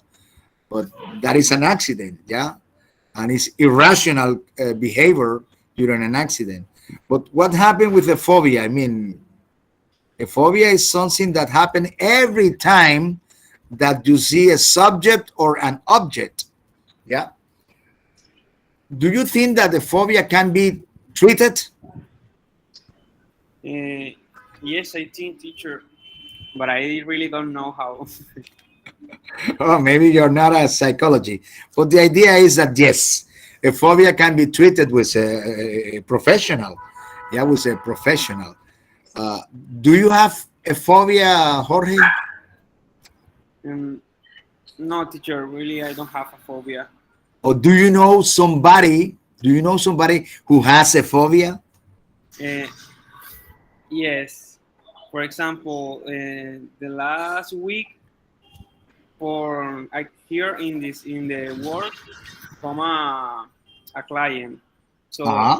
the client walk up the stairs at the floor 11 Uh-huh. for the stair because she don't like the elevator.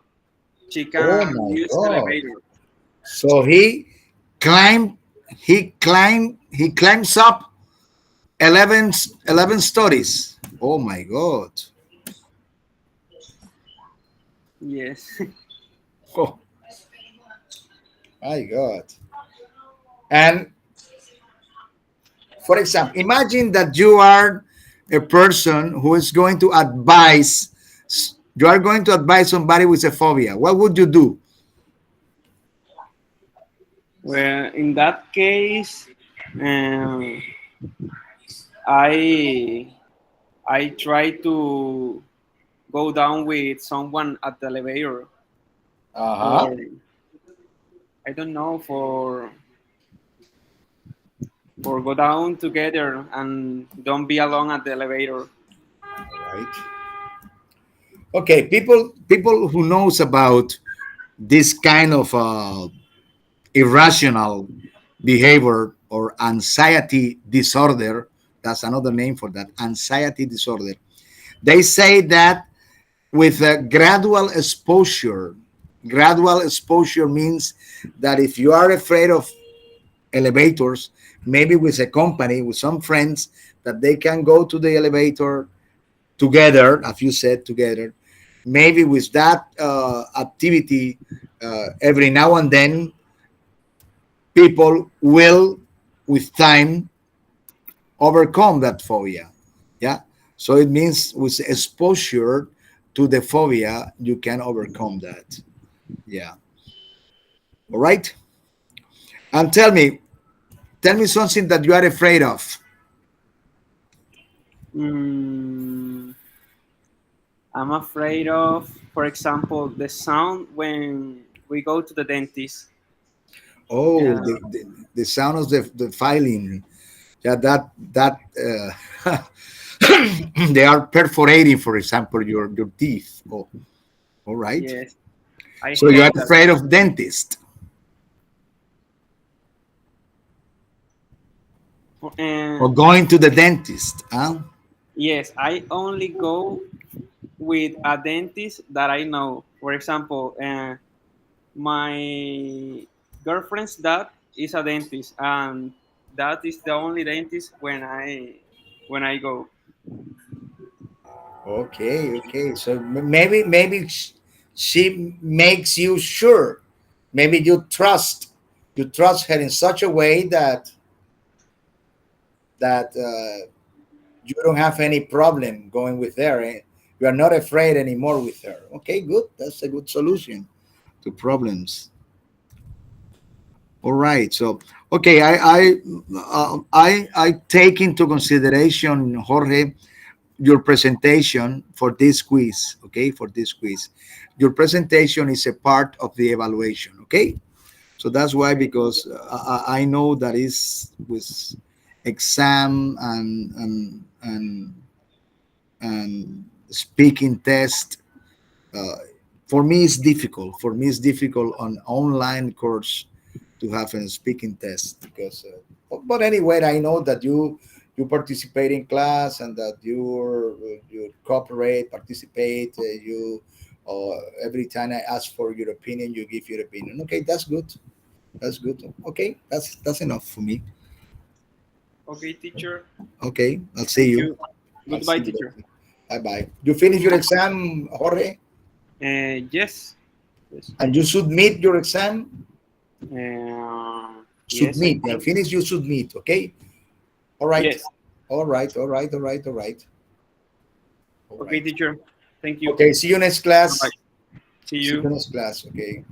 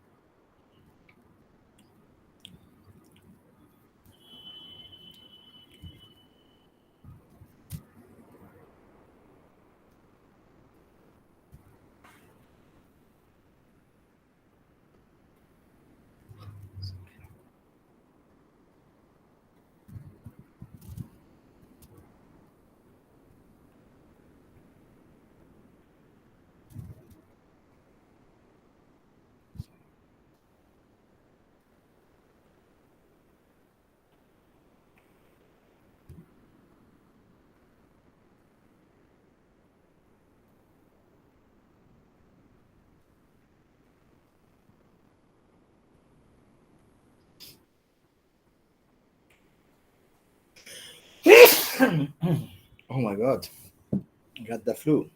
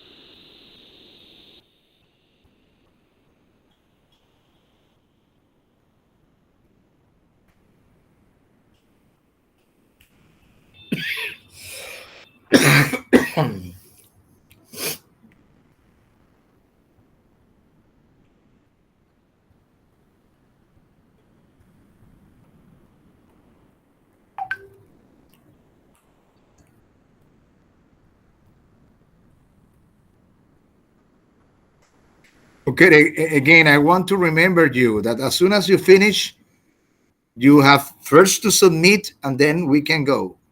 Yeah, and then we can go.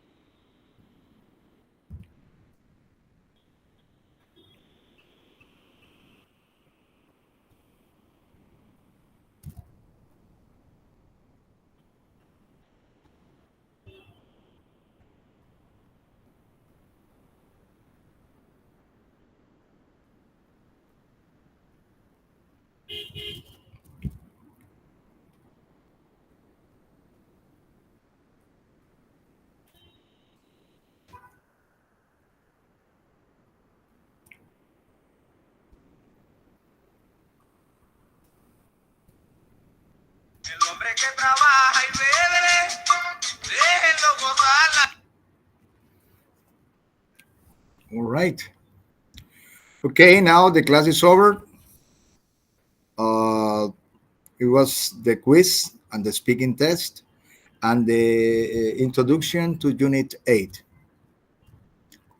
Okay, bye bye.